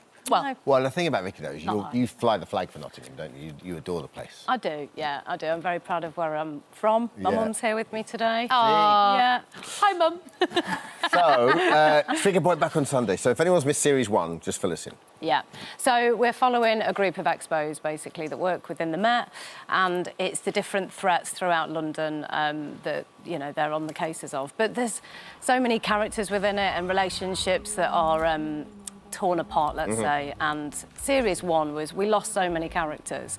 So coming back to Series 2, it is the repercussions of that, and then also the different devices and the different threats that come with Trigger Point, you know, device after device. Well, this is the thing, because when you first hear Trigger Point, you think it's going to be all about guns, and then you realise it's actually all about bombs, and it's all that, you know, the nail-biting, cutting-the-wires moments, isn't it? Yeah, it is that kind of sit-on-the-edge-of-your-seat kind of drama, you know. Yeah. And we have really... we've got all the experts with us all the time, giving us as much advice as they can, but there's that artistic licence that we have to put in place. And, we want to make it entertaining. Do you remember when Spooks first came out? And it was the first show I remember that they just started killing off, like, members of the cast. And you couldn't look away. And it's got the same vibe to that, in that, like... Because most were dramas, you know... you just think, well, yeah, but I'll see the character again. Whereas what about Drinking Point, you're probably not. No, but it's people you don't expect to go suddenly go, don't they? I know. Well, Adrian Lester, episode 1. You know, that was you a were shocker. just like, oh, God. I love Adrian Sat Lester. down going, oh, I'm really looking forward. I love Adrian Lester. I'm really looking forward to working with him. For a hot minute. I was like, OK. Was it quite cool, though, to get back with some of the same cast and get, you know, your bomb suit back on? Yeah, it was great. I mean, it was a lot of the same crew, a lot of the same cast, and then obviously lots of new people as well, so it always keeps things nice and fresh. And we have a laugh. I think when you're making drama, it's quite tense and serious, so there's always music playing and, you know, TikToks being made and just people having a bit of fun. That kind of atmosphere is so important, and it's probably like from the top down. And this series, you're an executive producer, so you've genuinely got that responsibility, haven't you, to make sure everyone's happy. Yeah, and you know what? Most exec producers aren't going to be on set naturally every day, and because I was, it means I can see what's, you know, going on, and it's great to be able to have a hand in on the script and the casting and things, but actually just knowing that day to day, you know, treat everyone to a coffee or to a Greg's. An army marches on its stomach, and that's what we had. What's this obsession with the sausage roll? Oh, do you know what? I've just... It's not an obsession, it's just we all like a Greg's sausage roll. I mean, it's like, I'm no different to anyone else. It's just I happen to have a You worked out the crew and the cast love one as well. So you got the van. Oh, my God, it's like an ice cream van. This is their effort, though. I've got a very good contact there. And last year we shot it in summer, so we designed an ice cream van with sausage rolls on instead of ice creams. It was a great day at work. I mean, look how happy he is. There's good contacts and there's good contacts. Like, that is great contacts. That's you rocking up with an ice cream van. Amazing. I know. It's just happy, isn't it? It is. I think we'd all like, can you work on this show, please? I can certainly give it a go. Yeah, lovely, why not? it? I'm sure they'd love it. So your character, Lana, what's she up to now? Like, what's been happening since we last tuned in? So she's kind of escaped, really, for 6 months. She's gone to Estonia to help train Ukrainian bomb disposal experts. And she's not dealt with everything, you know, all the loss and the trauma that she went through in Series 1. She's run away and not really dealt with it. And when she comes back, she's kind of thrown in at the deep end. And we very quickly go straight into the case. You see this massive fireball over the city of London, and she's straight back to work. The light get back. You know, is her focus there? Is she, you know, firing on all cylinders? No. And I suppose you have to deal with those things, don't you? 'Cause it's not just an action drama. You've got to deal with, like, the realities of PTSD, otherwise you're not doing it justice, aren't you? Yeah, exactly. And that's always... I mean, I tend to do a lot of things that are quite, you know, dark drama, and it's just something that I enjoy trying to tap into, and I get loads of help and support and advice from the real expos that are really, you know, giving with their times that they've been through. And there's only so much you can do. You know, this is a drama, but I give it my best shot. And there were some scenes that we did that we improvised, and I was really glad we were able to do that because it just makes it that bit more natural sometimes. You know, it lends itself better. And just working with a great cast. You know, they're brilliant. They're such a...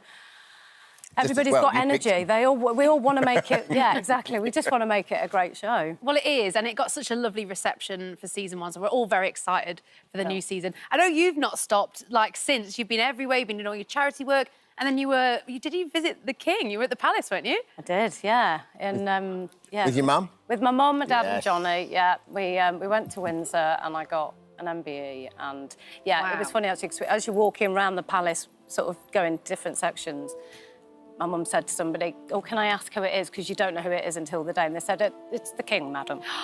She went, yes, yes. So, you got the top dog. Yeah, I mean, it was a very surreal experience, you know, obviously just, you know, where when you come from Nottingham and you just, you know, I didn't You sort of like, how am I here? Yeah, because it wasn't the, you know, it's not in the plan. There's no plan. There's everything. I just feel really grateful. You know, even seeing my face on all these posters across the city, it's not, you know, I don't take it in my stride. I'm still like, oh, my God. Oh, I love it. But you know what? You got that through working with, you know, your work in dementia and, you know, especially our dementia choir, and you've gone on to do great things there. And congratulations on it all. Thank you. Brilliant. And, and come back for Soccer Aid, because she's genuinely one of the best managers. Oh, you're kidding? Oh, thanks, Dermot. She's booked. Please tell me. Thank you, What can't Vicky. this woman do? Trigger Point Season 2 premiere this Sunday at 9 p.m. on ITV1. Loose.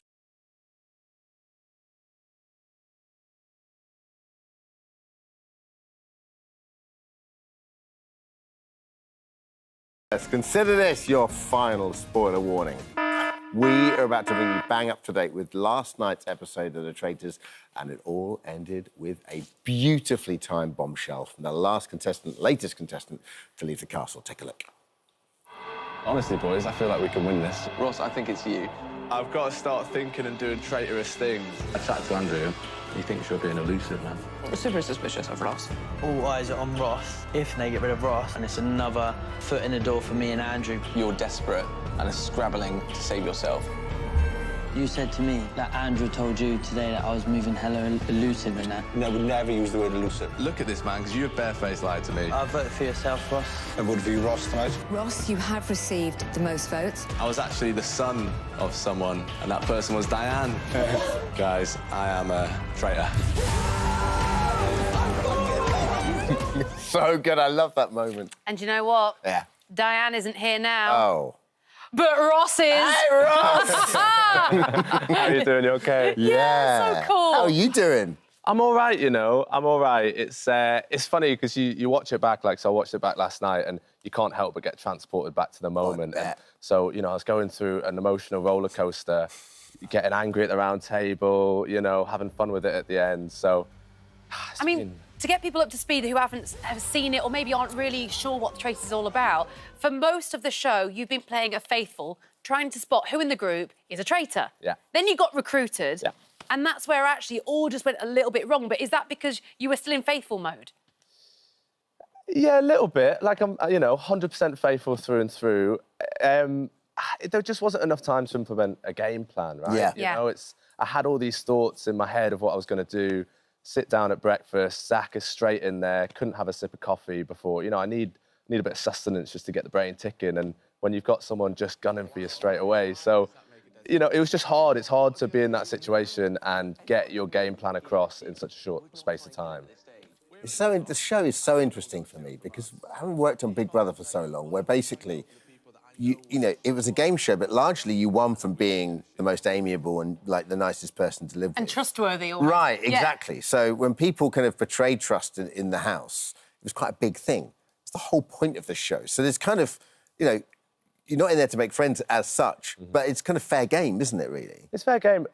You're not in it to make friends, but you do. Yeah. You know what I mean? You're so in long. such an intense environment. That must be the hardest thing. Yeah, and, like, you know, this is obviously a small version of it, but when you're sat around with 22 people around this huge table, you can't not look at them. It's so intense. So, you know, you're only out there for a set amount of days, but you make those real connections with people straight away. And also, it's so concentrated. It's so concentrated, and it's like a microcosm of, like, what life is, but at the same time, it's not reality because, you know, in real life, you don't go around backstabbing your friends and stuff. Do you know what I mean? And accusing them of stuff all the time. And you know, winking at cameras. And it's like, it's a bit different than real life. So, it was, you know, like you saw with me and Paul, like, I adored Paul, and we got on really well.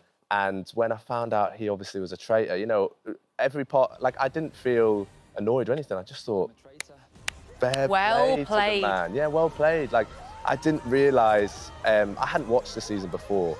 Silly of me. I didn't really have. Is it silly? Do you think, like, do you think in many ways it was kind of nice to go in the blank sheet? Yeah, 100%. I think because me and Mum went in, it allowed us to have a bit more fun with it. If we then had some kind of crazy game plan as well, which we genuinely didn't, it would have been too much pressure then to actually just go in and try and have a bit of fun. Gosh, you can't be so casual. When me and Mum went in, We have to when speak your about- mum was in, this has just been the bombshell of the whole series. So your mum, Diane, I mean, she was on the show last week. It was like having Beyonce in. Everyone was just so obsessed with her. It was, I tell you what, this building, right, so, you know, you've got some big shows that, like, big guests, big Hollywood A-listers come in.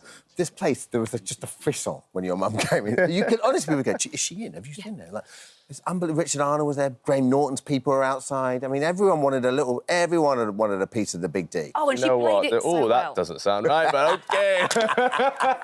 Oh, gloss over that. When she came back and she told me, and we were all going, you know, me and the siblings were going, you know, was it overwhelming? She was like, no, not at all. She's born for it. She's born for it. She was, and what was amazing, because when you first find it, because we as the viewers find out quite early on that you're mother and son before they only found out when you left last night. Yeah. But we kept thinking, he's going to say mum by accident, he's going to call her mum. Did you ever do it? I never did it. I never did it. It So wasn't. It was impressive. actually I'd never be able weirdly. to do that. It wasn't hard. I thought that was going to be the thing. I thought, especially in challenges where maybe you're kind of lured into a false sense of security. There's other stuff going on that maybe I'll just the slip of the tongue. I'll say mum, but it was surprisingly easy to call her Diane. Really? Does that say something? Like I don't really know, but do you know what I mean? It Says you were a born traitor. Yeah. Before we have a look at how when you get recruited to be a traitor, how easy was it to turn? Yeah, it was easy. Yeah, it was easy. I don't know. I think in some ways I probably should have been a traitor. If you look at my application, I guess you'll see that I wanted to be a traitor, and you can see it. And it was only until my girlfriend was like, "But then you got to put on that cloak," and I was like, "Oh yeah, I've got to put on the cloak." I was like, "Oh no, faithful." This is the thing, there's a lot of pressure to be a traitor, isn't there? Like, you've got to lie the entire time. Yeah. But then at the same time, should we have a cloak for you so you can get into the role? Cloak. Yeah, Because I think I'd be born faithful, but the cloak's the one thing that would attract me to it. Well, I feel like you have more fun being a traitor, don't you? You have more fun. You definitely. I mean, I didn't have more fun because I was in it for 12 hours and got. Well, they turned on you pretty quick. They turned on me really quick. Yeah. Well, let's take a look at incredible moments of you and your mother. What made you apply for this? Funnily enough, my mum put me up for it. Paul just could be my son. But Ross is. I think you're saying some silly To speak, you need to stop on Zach. You're still a question mark. No. I am your mother. You listen to me. What about Diane? She's just getting too brave and stuff. You put her in her place. If I've got an opportunity, they're getting it. I can't believe this. I mean, I've worked with Dermot all week and I thought I knew him. And now look what's happened. He's been recruited! I didn't think you had evil in you, Dermot, but here we are. You can't help it when you put the cape on. It feels powerful, right? Really get into it, Ross. Are you impressed with how long you actually did stay in the competition, especially with the added pressure of pretending not to be mother and son, and you're both faithfuls, then you go to be a traitor? Yeah, no, 100%. I really didn't want to go out first. And nobody does. No. But after that, again, because I hadn't quite caught up with the first season, didn't really necessarily know what it was about. I was like, oh, I'll be rubbish at this, and I didn't think I was going to get past kind of 3, 4. So anything after that was a bonus, and to get to episode 10, whatever number contestant that was amazing. Yeah. You start seeing the finishing line. Yeah, you start seeing that cash money. Well, there was you really do, yeah. I saw, there's little times when your mum tried to just give you a little bit of advice, don't keep going for him or stay away from her. Have you two debriefed since? Yeah, we debriefed. So she obviously went, and then when I left, I just took a beeline to her house, basically, so we could have a little debrief, and we stayed up till kind of 4 or 5 in the morning just chatting about it, which is so lovely because, the other contestants don't get that, right? No. They go back to their families, they'll ask how it was, but, if you're not in the situation, it's not a real debrief, Yeah. So we got to kind of analyse it, and we're very competitive people, so at the start it was quite nice, and then it was like, what could we have done better to win the game? That's the thing, I think most people watch it and you put yourself in the position, don't you, and go, OK, could I spot a traitor? So what would be your tips, as it were? Like, do you think you were good at spotting traitors? Dermot, I've got no tips, mate. I think we all know that I'm one of the worst traitor spotters the game's ever seen. So I wouldn't take tips off me, to be honest with you. But no, but you must see the nuances and work out if that person's playing. It must be so hard. You're probably overthinking that all the time. Yeah, because if someone's quiet, they're a traitor. If someone's loud, they're a traitor. If someone is feeling not great that day because of just being a human, traitor. It's really interesting. We had Dr. David Wilson, our criminologist. We were just talking about it yesterday. And he was saying it's the grey man you want to look out for. It's not the loud or the quiet ones. It's the ones in the middle. Yeah. Too loud and you stand out. Too quiet, what are they hiding? Exactly. It's a very intricate balance to play, isn't it? It is. I mean, your mum did play it so well, and then she got so good that she was a threat, and then you had this awful moment of watching your poor mum be buried alive. I mean... This could have changed the game a little bit on there. You're up again, you're like, wow, OK. This was but personal. I love the fact they did this. It was so good. Your mum was such a great sport for doing it as well. Was it weird to watch, though? Yeah, well, yeah, of course it was. Nobody wants to see their kind of 60-plus-year-old mother put in a coffin before her time, No. know. But, look at the way Claudia just slams the lid. In you get. Claudia took no prisoners at all. Yeah, it was weird, but also you do very much see that there's lights and it's a game. And my kind of feeling was, OK, if I'm too emotional, the other contestants are going to think that's weird because, like, me and Diane aren't very close, you know, we're trying to keep a distance. You know. Why is he so garb about Diane? Still calling her Diane, not Mum. I can't. I've been calling her Diane since. Claudia, you're so right with Claudia, though. I don't think there's anyone else could have done it because it's that combination of charm and ruthlessness. Yes, you're so right. She's so brilliant. warm and evil at the same time. She's brilliant. Who's going to win? Oh, yeah, come on. Who's your money on? I mean, look, I was only a traitor for 24 hours, so it's Team Faithful all the way for me. Nice. I think maybe Harry might bottle it towards the end, give himself away a bit. We'll see. We will see. We will see. Thanks, It's very exciting. Thank you so much for that. Okay. Oh, we've been hooked. Now,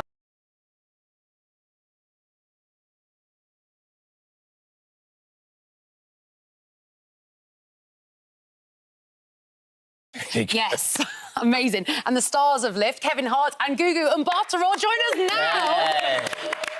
Oh my God, guys! I know that you've been on this crazy press run. You've been so excited to get this movie out for everyone to see. We know that you had a big one last night, and so we thought we'd prep you with the only way we know how here in Britain.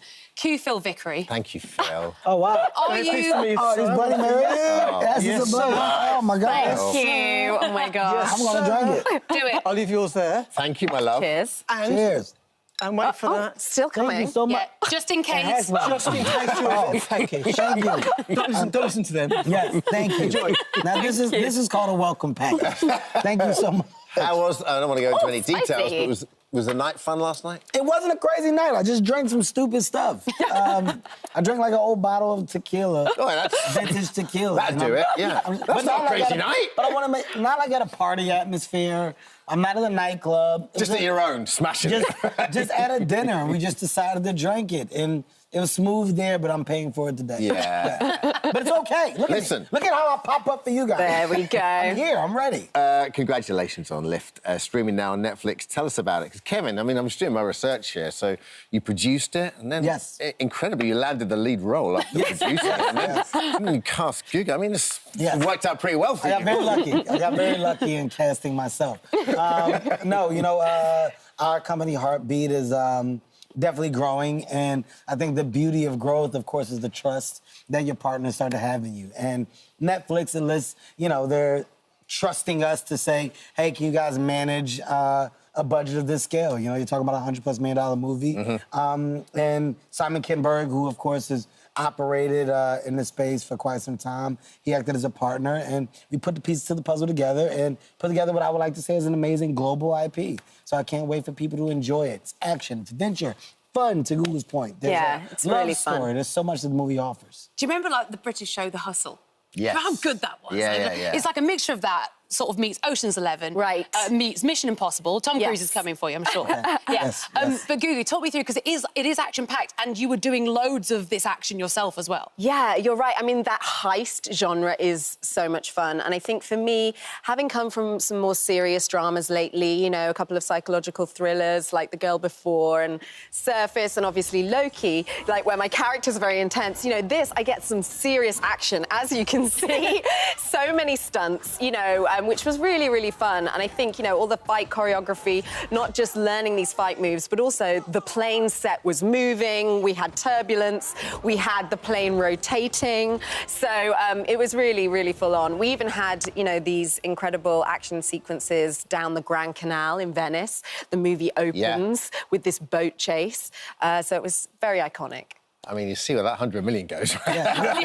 You spend the money. Don't get much change. You can spend it quick. Gugu, that must have been lovely for you to do something. I mean, that is not your comfort zone. No. And I think, you know, as you grow in your career, and I think, you know, for me, and I know, Kevin, you're all about stretching yourself as well, but for me, it's about, you know, using different skills, working with different artists, trying different genres, trying to, you know, expand, you know, your skill set. And I think on this movie, as I say, it's light-hearted. There are a few laughs in there, but, you know, I'm still the straight woman. You know, I don't have to kind of carry the humour, but it's nice because I think when you work with people with different skill sets, you grow as well. And this ensemble is really impressive. Oh, yeah, it's amazing casting. Kevin, did you always want to do a heist movie, was it? Yeah. I mean, you know, the thought of actually getting to the space and place to play in action at this level. It's always been a want, but it's just something that you have to be patient about, right? Yeah. You can't just throw yourself into it and expect your audience to understand or to gravitate towards it. And I think my trajectory towards this point has kind of been mapped out. You know, when you look at The Upside, when you look at Fatherhood, when you look at True Story, these are more serious roles where I kind of stepped away from the comedy a little bit. So now getting to the point where Lift, not that it's a serious movie, but my character is more of a straightforward leading man. I'm not responsible for the jokes at all. That's now given to the other cast members of. And, you know, that's the direction that I'm now in and, like, leaning more towards at this point in my career, just trying to find success there. Is it hard to get that first role? Like, when everyone knows you for comedy, and when you're when you want to say, well, you know what, I can do more. You know what? Surely it's about getting that first role when a director or a producer goes, yeah, OK, I trust you for this. I explained this to Gugu just in conversation. You know, the drama or the more serious stuff is easier. Comedy's harder because you feed off of the laugh, right? And, you know, like now we're on a set, there's a conversation, but there's no immediate laughter. So you're trusting... I get that a lot around here. You're trusting that on camera, what you're doing is going to hopefully provide laughter for the audience watching. It's much easier to be serious because silence is golden. Yeah. And it's more about somebody saying, well, try it this way, try it that way. Oh, you work so well together. And it's great. You know, you're both from humble beginnings. Gugu, you were laughing as you came in because you clocked that boat behind us. Yes. Tell us the story. Yeah, when I was at drama school, my Saturday job was as a tour guide on the London Eye and on the river cruise that they have. And I just saw it go by. And it's funny also because on our first day... Oh, here it comes, here it goes again. On our first day on set, we were actually filming in London on the South Bank, right here. And, you know, I was there, you know, it's the first day on set next to Kevin, you know, a bit nervous on the first day of any job. And I saw my boat go by and I was like, oh, it was just a lovely omen. Great moment for you. Really, a circle of life moment. Yeah, and Hollywood star from, like, the person with the mic going, there he on goes. your left. Yeah, there she there is. we go.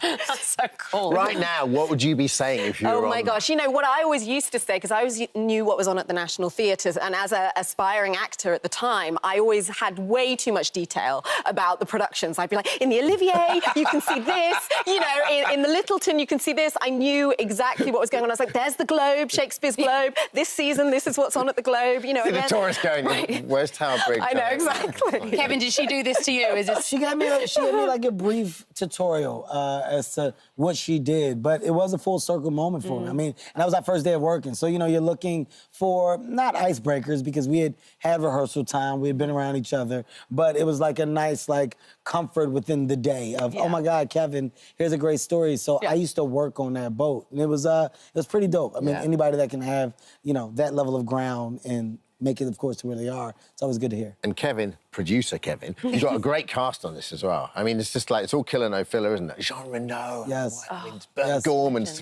so great as well, isn't he? I mean, you know, Ursula Cabrera from Casa de Papel, you know, it's just everywhere you look. Money Heist. Yes. Yeah. Vincent. I mean, look, we have a stacked cast, you know. The goal was, once again, to put together what we would like to say a global landscape, you know, of opportunity. And to do that, you want the talent. You want the talent that checks those boxes. Yeah. And I feel like we definitely have that. And everybody delivered. Everybody, you know, expanded those roles to so much more than what we expected them to be.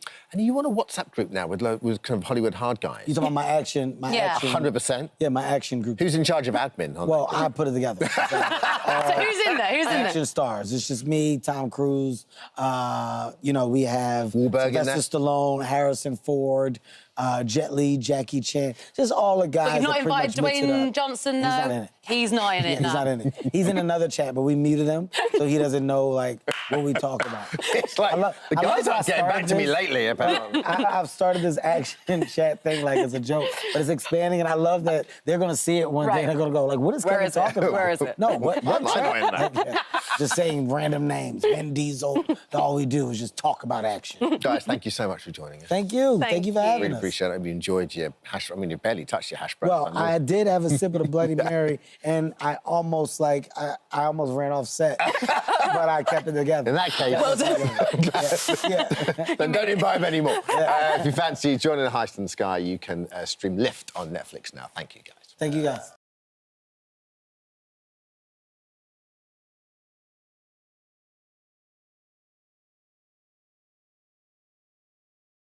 And Stars and Masters of the Air and Spin to Win, Austin Butler and Callum Turner. Not in that order. Join us now, guys. So good to have you with us. It really is. Thanks for having us. So, I mean, we saw it there. It's obviously about the American Air Force and the Second World War coming over here and then, you know, storming Fortress Europe. But tell us, from your description, what Masters of the Air is about. I mean, it really is about the 100th Bomb Group who flew over Germany, Nazi Germany at that time, and yeah, we played two of the pilots that a lot of the young guys looked up to. And, yeah, how do you describe it? Yeah, just like that. Yeah. Just like that. Just like that. But this is the thing. We loved Band of Brothers. Yeah. And so this is Band of Brothers, the Pacific. This is the next in that. Yeah. It's about the people that saved the world, you know. These guys really changed the direction of the war, and without them, we wouldn't be doing what we're doing now. So to honour them and play them and tell their story is a beautiful thing. Oh, yeah, to do it on such an epic level as well, Steven Spielberg, you can just tell because it has that movie feel to a series. And I heard that you guys did, like, a proper boot camp to get in the zone for this, didn't you? Yeah, we did. Like, in the wind, the rain, the cold. Yeah, the sunshine. What, were you doing, like, press-ups, like drills and stuff? Yeah, we did the sit-ups and push-ups and runs and all that. Would it be like you sort of live with each other in the same kind of compound kind of thing, or how did that work? Yeah, because of COVID, we weren't at that time, but we would spend all day there. Because I grew up watching, like, you know, Platoon was a big show when I was, when I was a kid, and then I was in I got into Band of Brothers, and a few of my mates that were actors at the time auditioned for Band of Brothers. Right. And the name that keeps coming back is Dale Dye, who's this guy who was in Platoon. He was a real-life soldier, and then he went on to be a military advisor, and you mentioned him in my notes. I mean, he's a force of nature, isn't he? I was quite starstruck by him, to be honest. Yeah, because Captain Dale Dye, he'd led the boot camps for Saving Private Ryan, Platoon, Band of Brothers. He's the guy that Tropic Thunder is based off of. Yeah. Is it really? Yeah. No. So that kind of gives you an idea of what we did for our training. Yeah. And he is, and the thing is, he's not a bad actor either, because he has like bit parts in all these movies and things have been in is really good. You mentioned it, Callum. There's a kind of duty to, there's a responsibility, I think, as actors to get these stories right, because obviously, you know, you played many parts and you know, you relatively young careers, but there's something about playing like soldiers and airmen like this that you don't want to get wrong, correct? Yeah, I mean, look, these guys, what they did was for us, and there is always a level of responsibility, and when you're taking on a real person, you know, you've got to honour their legacy. Yeah. And, you know, I'm so grateful to them for what they did. You've got a family connection to the service. My granddad was in the war, yeah. He was 16 years old. He came home, and he was one of 13, and he gave my great-grandmother a piece of paper to sign and said it's for a school trip. But it wasn't. No! It was to join the army. Wow. And he went up at 16, yeah. Wow. He must have been in so much trouble with her. Yeah, I think so. Yeah. It's just so amazing to, like you say, you're both portraying real life people, Buck and Bucky, becoming like best mates, and there's loads of scenes, obviously, of you two together going through a lot early on. What was it like when you're actually in the cockpit of those planes? There's so much happening, and obviously, were you almost surrounded by screens, or was it green screen? Yeah, yeah. In the past, you may do this with just green screen, but we had this technology where there are these high-definition screens in a horseshoe shape. Wow. And we're in a gimbal that's 50 feet in the air. So you're suspended? So you're suspended, and you're able to see fighter pilots flying by you and flak in the air. And really? Yeah, it's kind of incredible. So, but that was matched with the old school way of doing things. So they built the barracks, they built the officers' mess. I think they built like 81 buildings. The place was so big they had to give us a map. And they said, this is where that is, that's where this is. And then we had the runway too, which was just gigantic. The scale is like... Steven Spielberg says this is the biggest production he's ever worked on. So would they literally pump the sound and everything? So when you're ducking, would it give you real reaction? Oh, yeah. Yeah? Yeah. Well, you're on the gimbal, so it's in sync with what you see. So if the plane is hit by flak, you're hit by flak. Wow. Seriously? Truly, yeah. So did you get the opportunity to go up in an old aircraft as well? Like, did they do that for you? Not to film, but just to experience it? No. That's a shame. But it sounds like you... Well, we were up there for like 7 hours at times, and we would joke that we had jet lag. You know? Yeah, because it's challenging getting in and out of the gimbal, so they leave you up there all day, basically. Because, like, with Band of Brothers, those guys just about had that connection with that generation that they were still alive, so they could meet them and they could still tap into it. Yeah. Did you guys get a chance, because these guys were in the past now, did you guys get a chance to meet the families, or how much did you want to receive? Well, we did at the premiere. I don't like to do that, to be honest, because then you get an idea of someone else's idea of the person you're playing. But we met them at the premiere in LA. It was emotional. It was very playing someone's father or someone's uncle. Yeah. But exactly, that Band of Brothers generation, like, those guys that are now in their 40s and got those parts when they're in their 20s. But also think about the people that come through there. Michael Fassbender, Andrew Scott. Yeah, Tom Hardy. Tom Hardy. Yeah. You know, some incredible actors that, you know, graduated through that show. What amazes me about the generation you're playing is that they were young men, and yet they were seen as kind of the established, like, you know, the officer class that the younger guys coming through were looking up to. The weight of responsibility on their shoulders. Did that come across for you guys when you were reading the parts? Oh, absolutely. Yeah, to be in your mid-20s and to be leading a squadron, and some of those guys were 16, you know, they were so young. Yeah. And the bravery, I mean, it was the most treacherous conditions that you could possibly imagine. Yeah, I mean, the bloody hundreds were, I mean, extraordinary, weren't they? Because they were based in Norfolk, around that way, wasn't it? And then they had a 77% you'd either be shot down or end up in a POW. 23% of survival rate, you know, every time you went up. Yeah. So the bravery, what these guys had and what they were able to do against the adversity that they were facing was truly astonishing. Yeah. You know? You can see it, and you can see that obviously it was so important to get that camaraderie between you all. Even just as actors, you obviously spent a lot of time together, became good mates. I saw that you did have a bit of fun on set as well with this cockpit challenge. Oh, yeah, Who was the better one of the two? I'll let Callum talk about it. Whose I'm glad you brought that up, Sean. OK, come on. On your first day as well. Sorry. Yeah, Austin was better than me at that. What exactly was? So is it you getting... It was a training exercise, so you start on your stomach on the ground and you Yeah. have to get into your seat in the cockpit as quickly as possible. But you have to lift yourself up backwards, is it?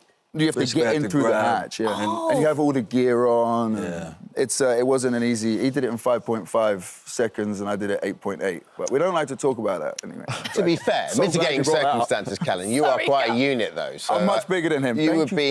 Thank you. Yeah, because I don't imagine the pilots would have been... He did it and there was no sound in the plane. I did it, it was like... I was like... I bulldozed my way through. And how much time were you able to spend with Tom Hanks and Spielberg on this? Because obviously, like you said, this is like the culmination. It's like the end of their trilogy, I suppose. You know, having done Band of Brothers and Ryan and The Pacific and now this. Yeah, this has been such a huge part of their life, and I mean, it was so special. The days, you know, at boot camp where Tom came and gave a rousing speech for all the guys there, and yeah, it's the best team in the business. Did you know you were doing this when you worked with him on Elvis? I knew right towards the end, because at that time I didn't know what was going to happen with Elvis, so I was looking for my next job. Tom said, I've got this World War II thing that we're working on, and that's kind of how it came. You're like, great, where do I sign? Yeah. But he almost tell you on the set of Elvis, like, gives you the tap, like, you're in. Yeah, basically. That's so cool. Yeah. That's amazing. I mean, it's great as well because even the... Because obviously you have to get into the accent. You had to do it for Elvis, like, it became took over your life, didn't it? Yeah. And now it's a sort of similar southern drawl that you can use again. And Cal, you've had to totally get into the accent, right? Yeah, I did an accent, yeah. Yeah, but it's hard. No, you know what? We had two beautiful dialect coaches, Helen Ashton and Brett Tyne, and we worked like every day for hours, you know, at the beginning. Yeah, is it like literally it's tough. that long? Yeah, you want to, you know, this is, like you say, it's a responsibility and you don't want to, for sure. you know, slip. And that was an important part for me, and they looked after us. That's amazing. Yeah. Well, listen, guys, thanks a million. Thank you. Lovely chatting to you. Thanks Lovely for having to win. Your work over there. Yeah, thank that you. method. You only got 750? You've been doing... Yeah, don't listen. Not to be sniffed at. You know, we're all congratulators around here, Callum. Right? No, yes, we'd have all liked $3,000, but it can't happen all the time. Next time, let's spin again. Yeah, this is how it keeps me on my toes. You can stream Masters of the Air on Apple TV Plus from Friday. Thanks a million, guys. Coming up next. Thank you so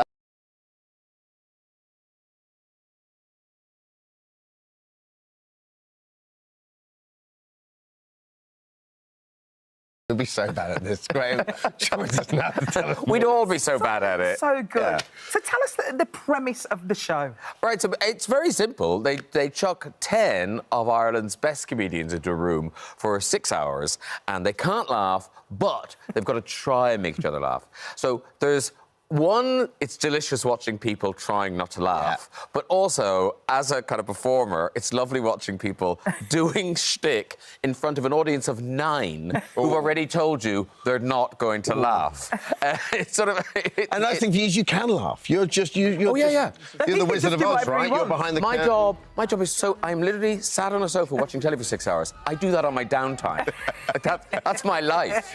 That must have been the easiest pitch of your life. So it was so easy. And also, do you know what? I've never worked in Ireland before. Never done a job in Ireland before, because I left when I was a kid. Yeah. So I never worked. And so I went back, and it was really fun to hang out with the comics, to be in Dublin for a week. I loved it. Yeah. And this show is all over the world, isn't it? Last One Laughing, it's a Japanese format, and Amazon Prime Video have rolled it out across the world. It's everywhere. So it's not here, and it's not in America. Yeah, you don't think there'll be a UK version? I'm sure there will at some point, yeah. Because it's all about the cast, really, isn't it? The cast are so good. They did a brilliant job of casting this. So you've got people you'll know, like Jason Byrne and Aisling Bea, Catherine Bohart, Deirdre O'Kane. But then there's people you don't know who, you know, are just work in Ireland. And it's great that they're now on this international stage, that people will see them. There's a guy in there called Tony Cantwell, who, if you get to episode 3, he does one of the funniest things I've ever seen. Like, do you know what I mean? It was a long time ago. I still remember it. And I don't remember much. And do they produce their own... Sorry, I'm so interested. Do they produce their own comedy with the producers? Yeah, so they talk, they prepare. Before they go into the room, they'll prepare, like, bits they might do on a stage, then they might have a few props with them. But a lot of it, as you can imagine, because you're in there for so long, is just on the hoof. And what makes people laugh is normally just a little aside when they're at the kitchen, or a little bit... Whereas if the curtains come back, you can steel yourself for this. You know, I'm not going to laugh at that.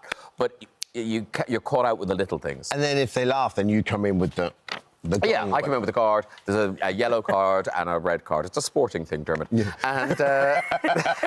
And on the red card, they leave. That's what happens. And did you see different countries' versions? So I just wonder culturally... how that plays out. So, what someone might find funny in Japan would be quite different to what we find. I mean, I guess I'm biased, but this is my favourite version of it. I think these 10 guys are just brilliant in the house. And also because they just are funny. They're funny people. They've got funny bones. They're not just an act. And I think that's what makes it kind of consistently entertaining throughout. There's no kind of lull. Yeah. They're on, bam, bam, bam. By the end, I think they've gone a bit crazy. Did you get PTSD looking back at your time doing stand-up? I mean, do you know what? I didn't hate it, but I was just never very good at it. Really? I was a kind of a middling comic. I was never a closer. But compare was where you found. That's what I like doing. And that kind of set me up for what I do now, you know, because you just chat to the audience, you make sure the mood's nice, and then you bring on the people to shine. And that's kind of what being a chat show host is. I can't think of anything scarier than trying to make people laugh. And not only that, imagine having to make people laugh and then you're met with stone silence. That's happened. It's so scary. Do you know what? It's a worse...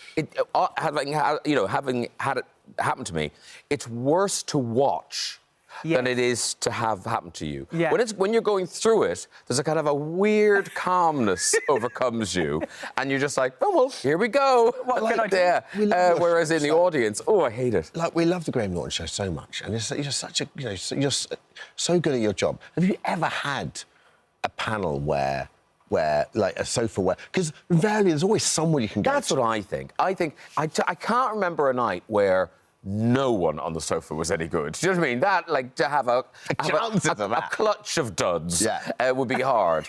But, often there's a quieter area on the couch. Which you avoid a bit. Yeah, well, you try and encourage them, and then eventually you give up. Yeah. And you go... I guess the hardest thing is most people have been on twice. So sometimes if they come on and having a bad day, you must be like, you were great last time. No, that is frustrating. That's horrible, isn't Or my favourite ones are the ones who come on, and they're big fans of the show, and they come on, and they're there, and they're like... it's not as good tonight. It's normally funnier than this. Well, that's because you're here. You're rubbish. It is such a wonderful show. We've got to talk about the Wheel of Fortune. What a great show to do. It is a really... Do you know what? And again, it's down to casting, because I assumed, because I haven't done a game show in years, I just assumed I'd take again some of the contestants. There'd be people I just thought, I hope you lose. But I honestly didn't. They were just everyone. They were just really lovely people. And also, when you get to that bit at the end, when you're talking about 50 grand, they could earn more than that. It's scary because you're looking in their eyes and you see, oh, this is going to change your life if you win this. All on the spin of a wheel. It's very exciting. Yeah, definitely. And what about Eurovision? Have you got any punts on that? Well, Ollie, you know, Ollie Alexander. He's going to be amazing. It's a great thing that he's doing it, isn't it? I think it's brilliant he's doing it, and I think the really important thing is he wants to do it. They haven't gone into kind of, you know, a stable and hit him with a cattle prod. Come on, you're doing it. He said, I want to do this. But, you know, what I love about Eurovision is you can't second-guess it, because Ollie's great, hopefully he'll have a great song, but then it's down to staging, it's where he is in the running order, what other songs are in the contest this year. You never know, but he's a great start. You come from the great tradition of Irish hosts hosting UK Eurovision, which is so hard, because someone's always going to be annoyed with you. Oh, people in Ireland, they take it so seriously. When I say we... referring to the UK entry. There's a and it's like, if you are basing your definition of nationality on a country that doesn't even know what countries are in Europe, good luck. Good luck. But it is funny, people take it so seriously. So seriously. It's such a fun night now, the Euro. I mean, Sam Ryder kind of changed that. It was great. And also, and last year in Liverpool was... With the four of you on stage, it was brilliant. But also, I think, you know, I was kind of nervous, because normally it's my job to kind of, you know, slightly take the mickey out of the host nation. Suddenly it's us. Us. I've said it again. Us. What are you talking about? You're Irish. But I thought the BBC did a really, really good job. And Graham, I have to ask about your books, because, reading in my notes last night really made me chuckle. You say I spend more time saying the book's on its way, and I'm getting there with the book, than actually writing the book. No, so I did. Did you get nervous? Well, at the moment I'm a bit nervous because I need to finish it by sort of end of April, and I am now. It's proper homework time now. It's head down. So I am getting through it, and I'm enjoying this one. Sometimes it's harder, sometimes it's easier, but this one's fun, and it'll be out in September. More adaptations, because I really enjoyed Holding. I thought that was bless you, thank you very much. And I love that they went the extra mile and actually filmed it in West Cork. So, because I think, you know, the towns and the landscape were kind of a character in it. It was great. I think most books get sold to a production company, so the others have been. So fingers crossed some of them make it to the screen. Thanks. I think we can safely say, Graham, you are absolutely smashing life. Well, I don't know about that. I mean, today I've had a puncture on my bike and my burglar alarm's going off as I'm sitting here. So, you know... Last One Standing Isle available to stream on Prime Video right now. Thanks, Graham. Thanks, Graham. Thank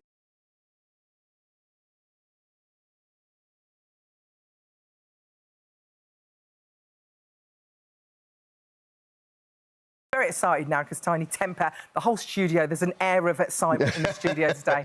He's best known for his music, but did you know he's also passionate about property design as well? Very passionate. His latest series of extraordinary extensions, he follows homeowners undertaking dream builds and renovations. So before we chat to him, let's take a look. Let's go! Whether it's epic and ambitious... It's like IKEA self-assembly on steroids, isn't it? Or small and perfectly formed. Ah, look at this. Wow! When you're injecting radical new designs. It's just demoralising and painful. Doubling the size. Don't you think it's a bit much, no? Or altering the very fabric of a home. Ooh! This has got to be how you do open plan. And gambling your life savings along the way. This is setting me back by just over $1 million. Is it all worth it? I'm kind of struggling to see how you're going to make this work. I can't believe this is our house. Oh, I'm in already. Me too. Yeah, you're hooked. Just now. This is right my street. Good, good. I like the play on words there. I like what you did. Nice, nice. Coming from my day job. Tony, where did the idea of this originally come from? Great question. So I guess for me personally on my journey, I grew up in a council estate. So as you can imagine, all of the flats were the same, all of the interiors were the same. And then after that, we moved to a semi-detached in Plumstead, which was a little bit different. When I started to make it in music, moved into an apartment in Canary Wharf, but as you can imagine, all the same. And then I bought my first property, which was Alexander McQueen's old house. So from the outside, it was a Victorian, but then when you went on the inside, he'd completely gutted out the whole thing. Wow. And that was the first time I was introduced to that concept, to the fact that you could even do something like that. Right. I think the producers of the show must have seen some of this stuff and they reached out during the pandemic, and that's how I ended up doing it. Right. I did a renovation about 15 years ago. It was a house. I bought it for £100,000 and I renovated it. But I found it such hard work and so stressful getting all the different people in. I spent about 30 grand on it, but I think I made £60,000. It is stressful, isn't it? It's really stressful. Do you take on the stress or do you enjoy that? So for me personally, you know, the way I'll do it, I'll get the contractors and I'll have like a project manager. And for me, I try my best to not take on the stress. Like for me personally, my day job is stressful enough as it is that I don't want to like concern myself with all of that. But what's actually been great about doing this show is you meet all these, you know, different types of couples, families, and, you know, just like you're saying, Alison, sometimes they put their life savings into it, sometimes they're project managing it themselves. And throughout this show, you get to experience and go on a roller coaster of all their emotions. And so, yeah, watching them and actually, like, feeling empathetic for them has been quite an experience. There's something about our society, isn't it, that we are drilled into. That is how, you know, and it's so hard for that younger generation to get in. But when we were all kids, you were drilled into you grow up and the first thing you can do, if you can, is you get a mortgage. Yeah, right? Buy a house, especially, I think, with the working class parents. I think we all have, absolutely, right? So I'm really so interested in that story of yours. You Nigerian parents come over and the first thing, the only way you can actually make good money was, well, I get a house. 100%. Flip the house. 100%. So, yeah, very humble beginnings. Like I said, grew up in a council estate in Peckham. And I really saw my mum and dad when I was around 11 or 12 planning, you know, actually working on our social mobility. And it felt like the only option at the time, from what I could understand, was if we buy this house, you know, if we get a mortgage, buy this house, do it up, maybe we can get equity on it. And again, being privy to those conversations definitely made me a lot more interested in property. It's in the blood. Yeah, and if they never did that, who knows? I probably wouldn't even be here today. Yeah. So, yeah. Well, let's talk about some of the houses, because there's 3 properties. There's, is it Chinese Vaults? Yeah, Chinese Vaults, Tell us about that. Yeah, of course. All right, so Chinese Vaults. Here it is. Oh, lovely. Oh, OK, cool. Do you know what? Why not? Let me get my placard so we can do it like extraordinary exception style. This is beautiful. Right. So take a ride in the secret elevator. Oh, yeah, I'm sold. To reach the basement of the property where you'll find an underground playground. Oh, stop it. Features a soundproof music studio, so that's one of the things I loved most about this property. You wouldn't even guess, but underneath it's got a state-of-the-art recording studio. I felt like just squatting in the house and just staying there. And then 1920s fully stocked bar, which feels a bit like a speakeasy. Is that lift? Yeah. So the lift just kind of pops out of nowhere and takes you down. Take one person. Yeah, it is slow as hell though. So we had to speed it up in the post-production. Oh, it's in the ground. Yeah. How good is that? That's pretty cool. Really That's cool, a cool house. Yeah. Nice. OK, what about the North London home? OK, right. So the North London home, are you ready, yeah? Yeah. OK, this home feels like a 5-star hotel. Enter the house to find 20-foot high chandeliers, aquarium room dividers. Oh, my Lord. And it also features a wall-to-wall pool and also a spa treatment room. There's also a cinema room and a gym. Can I just say, Tiny, you look like you belong in that house there. Do you know what? Thank you, Alison. Thank you. Music to my ears. And then the final one is the curved house. Tell us about that. OK, so the final one is the episode that just came out last Friday. Yeah. Oh, so there's a new episode this Friday again at 8 p.m. I want to live there. But these guys are actually old friends of mine. So a lovely guy and his wife called John and Heather, and they were big dogs in the music industry. They used to have all of the sound equipment, and we basically every everyone used to hire off of them. Look at them now. Yeah, I think they sold the company, they've retired, and then they've done this incredible house, which basically has a state-of-the-art spa, leisure complex. It's all eco-friendly with the heating pumps, and they've got a jacuzzi there, sauna. It's incredible. Did you take any inspiration from any of the builds that you saw and used it in your own life at all? My plan was to take as much inspiration as possible from all of the builds. What did you take?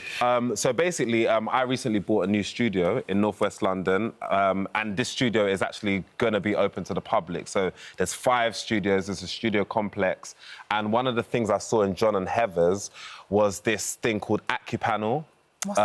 So basically, he plugged me with these guys called Wood Veneer Hub, and they basically have these wall panels that are like little, like, I don't know, walnut slats, basically. I love that. I love that. Yeah, and so here's me in the studio basically trying to do a bit of sanding on the floor and eventually get some of these panels up. You get your hands dirty on the show as well, don't you? Muck in. Yeah, a little bit. But I think watching how the couples got their hands dirty inspired me to actually do my own bit of DIY. Well, you save quite a little bit of money if you get involved and you don't, like, you know, a little bit. Get everyone out. You can save a lot. Yeah. And there's so many like videos now on TikTok and on Instagram that you can learn how to do like units and stuff like. Sorry, I'm obsessed. Like, I love stuff like. But it's so interesting because like a house renovation budget can suddenly just easily just go. You put the first figure down and you may as well just double it or triple it. Yeah, definitely. Can we just have a word? Because you're one of the sort of defining artists, right? When you started out. In 2010, you must be. What do you think the music industry is at now? I mean, it's so. You must feel very proud of the trail that you blazed. 100%, Dermot. Yeah, I'm so proud of like where British music is, especially like black British music. You know, just being entirely real. I remember when I first started rapping was like almost a joke in the UK. Like when I first started, people never believed that we could end up, you know, having our own 50 Cents and Jay-Z's and whatnot, and now that's very much happening. So I feel like you said, I've definitely blazed the trail. But I also wanted to be able to show like other sides of my personality, and you know, I'm definitely, you know, music is my passion and my main day job, but I feel like I'm more than that, and my brain takes me to other places. And so this was a perfect opportunity to do it. I feel like this show, we get to know your personality in this show. I think it's going to be great. I'm very excited about it. Extraordinary Extensions continues tonight on Channel 4 at 8 p.m. Thank you, Tiny. Thank you so much. Good to see you.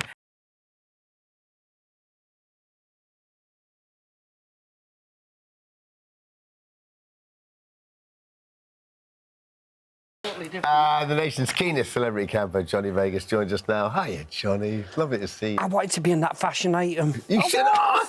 Hi, I'm Johnny Vegas from St Helens, and the bright lights of London. I got confused and mistook a fire ruined home for my hotel. As I prized the planks off. Thankfully, the wardrobe survived, and I threw this ensemble together. Oh, it's Johnny Vegas, second series. Well done. Second series, I know. We thought, honestly, I thought we were done. It was midlife crisis turned into an accidental TV show.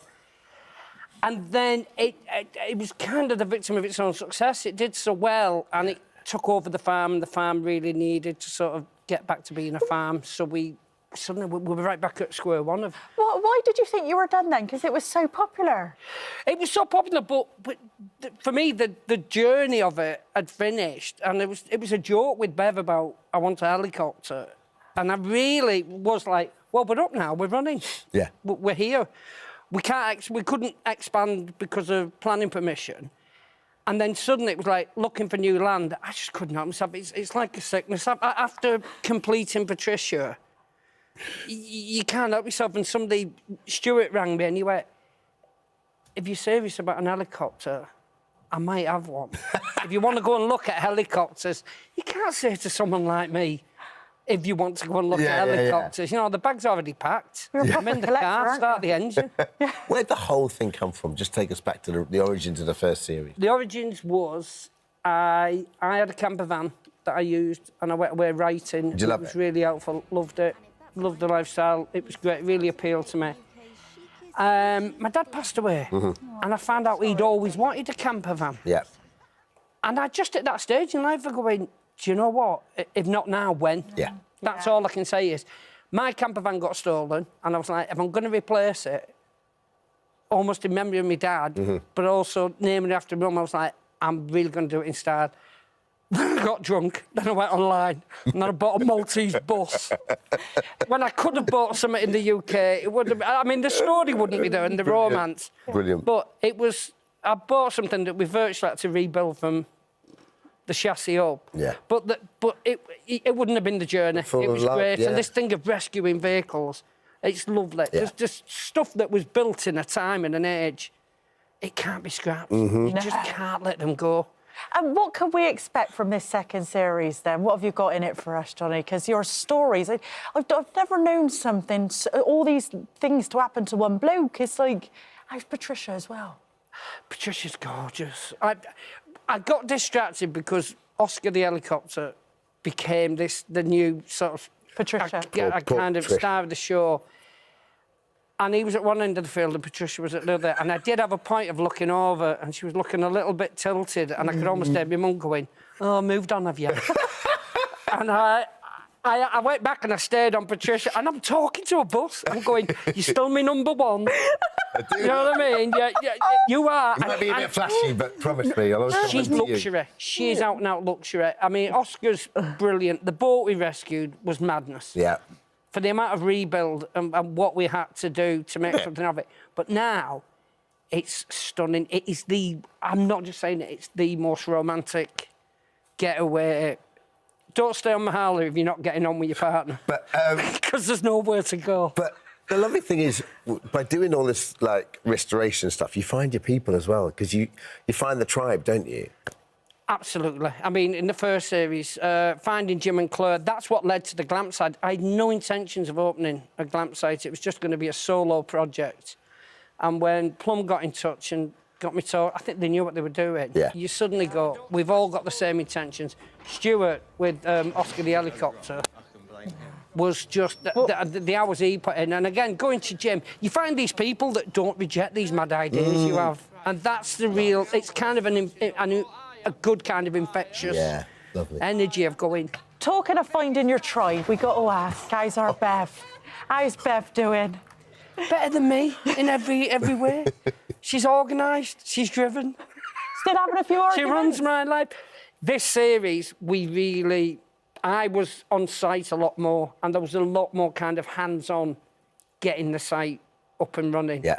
And we had our moments and without flagging up, like, I'd gone through the process of being ADHD. You know what I mean? Oh, you've had you've had a proper I've had the diagnosis, yeah. And there was times with Bev where you got, Bev, you've asked me 15 questions in the space of 10 seconds. Yeah. My brain just locks, you know, and you go, you've got to slow it down. You're super organised. Yeah. I'm not. Yeah. It takes me 3 days to decide between, you know, porridge or toast. Yeah. So how hard was it then to pick the site to relocate? I mean, was that... That was hard. Yeah. It was hard, and that was almost a giving up point. I guess because you invested in them. Well, we were so settled, and we loved where we were, and every time we found somewhere, there was just something that wasn't... You have to learn from certain... You know, from the experience of first time where you go, as much as my heart wants to say yes, we know that getting powered into here or doing... You know what I mean? That the practicalities do kick in. And I was astounded when Melbourne Hall reached out to us because it's such a beautiful, beautiful setting. The glamping site at Melbourne Hall opens in April. You can buy tickets to stay there now. And Johnny Vegas Carry On Glamping starts Wednesday, the 24th of January, 9 p.m. Thank you. I never remember to say all the important stuff. Thank you, Johnny Vegas. You back, Johnny. Always a pleasure to have you in the studio. I'm already sitting here thinking, will I cut my own hair later?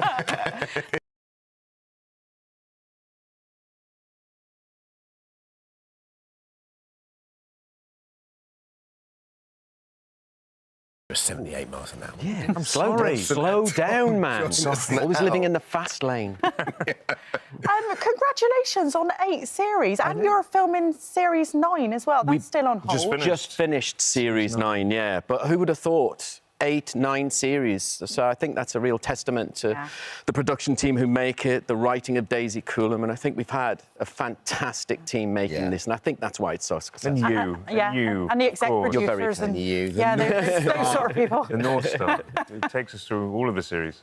No, I think we just have a gallery of really likeable characters. I think Grantchester is one of those series where you get together as a family, your shoulders drop, and it's just lovely because I think you want to follow and you care about the characters so much that you invest in that hour on ITV, 9 o'clock at night. When you start, like all those years ago, like the first or second series. All those years ago. I love it all those years ago. It wasn't 30 years ago.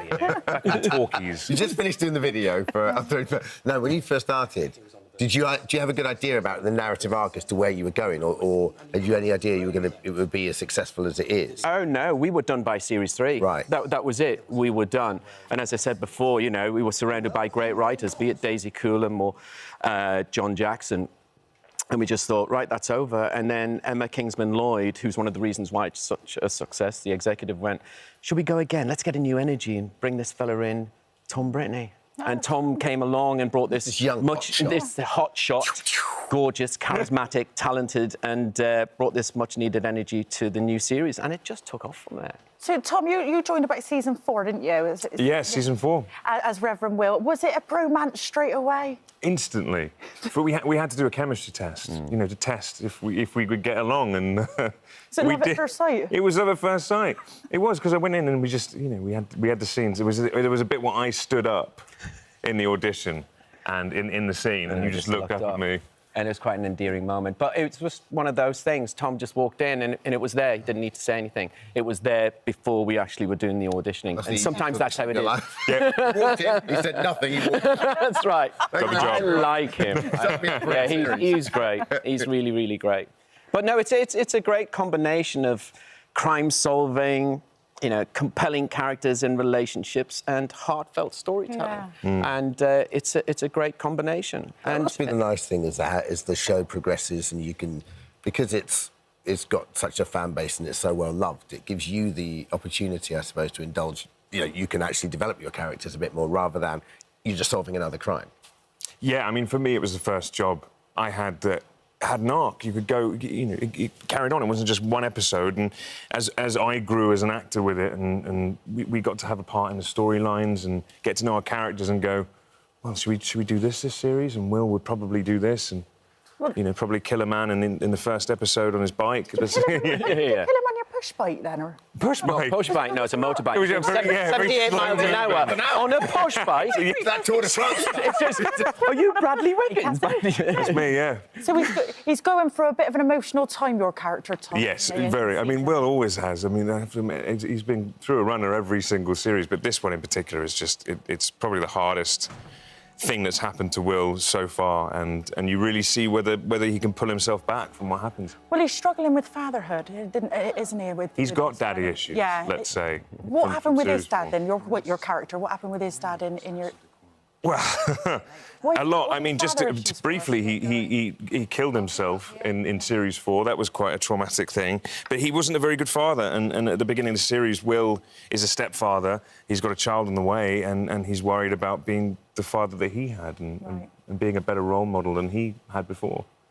And the only person to save him from this pathway of destruction is obviously that endearing relationship. That's, I think, the drive of the show, is the person who can exonerate him, is us, because we know the good and bad within each other. And I think that engine really carries it through, you know. I love the fact you properly got you both get your hands dirty as well. I mean, Robson, how long have you been executive producing it for now? About 7 years. Right. But do you know what it is? I get up every morning and I get to work with my friends who just happen to be that tight-knit family for 4 or 5 months of the year. Yeah. And it's really, really beautiful. And in Series 9, sadly, Tom's storyline comes to an end and he had to leave. And that was probably one of the most challenging things I've ever done in my 40-year career. Yeah, it was a really difficult day to say goodbye to this guy and everything we'd created in front of the lens. Even when we have scenes where we have to argue as characters, we will cry. Yeah. We will just be there going, no, Johnny and Will make up. So it was, I mean, having to leave at Series 9. It was one of the toughest I've made. I may regret it. I think probably no. It's because I get to hang out with my best mate every day and do a show that's just been. I love the a dream. how well you've got. Yeah, it's a great hybrid, you know. I know. Yeah, we go fishing together with Sam Fender, who can do that. My first fishing experience with Robson Green. TV fisherman Robson Green. I mean, and Sam Fender. Yeah, they're going. I think I peaked. Ways like this guy. Yeah, I was in Australia last year. I was doing a fishing show in Australia last year, and I sent him a picture.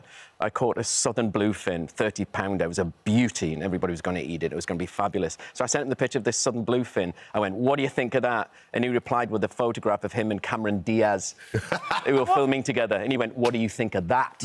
Yeah. So Cameron Diaz trumped my tuna. No, I would have rather been fishing. That was the real dream. Yeah, it was great. Was this filmed, or was this just having a nice time together? Was this all filmed, you guys and Sam Fender? Or... Just having a nice time. Just having a nice time. We did a music video afterwards. Yeah. No word of a lie. We were fishing with him. Sam's a mate, and he rang me up and said, "You take me fishing?" I went, "Of course I'll take you fishing," because he knows every episode of Extreme Fishing with Robson Green. It's his guilty pleasure. Anyway, we were on the boat with him, and he went, "Do you want to be in my pup video?" So we're in Howden Oldie Death Queue with Sam Fender playing the guitars. No, we're in a Sam Fender video. Amazing. How good is that? Tom, you directed a few episodes. I did, yeah. I directed an episode in series 7 now. And Would you like to do more of that? Definitely. Yeah. I'm trying to ramp up to do a feature film, if I can. I mean, I love it. You've got such a brilliant cast. I mean, what's it like working with them all? I know you touched briefly on it, but... Well, it's the hybrid of the series. I mean, you've got these really dark, edgy, uncomfortable scenarios, but above it, you've got a cast who are capable of levity and humour.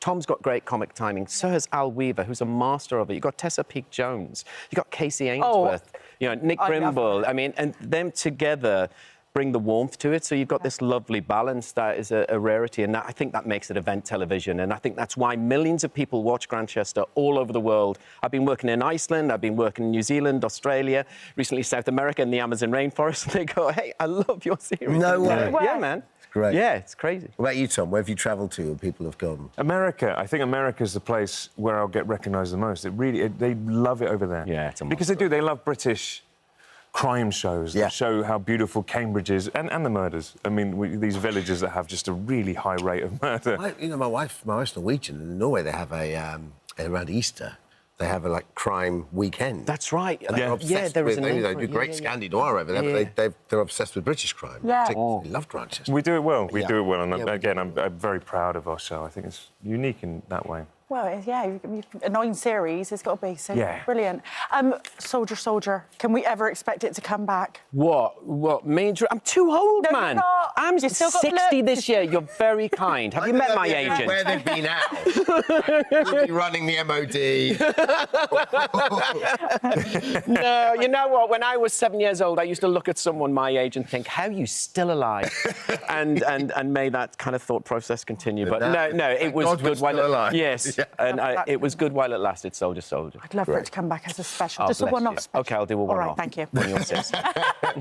Grantchester, Series 8 airs Thursday, 9 o'clock on ITV1 and ITVX. Thanks, guys. Thank you very much. Thanks.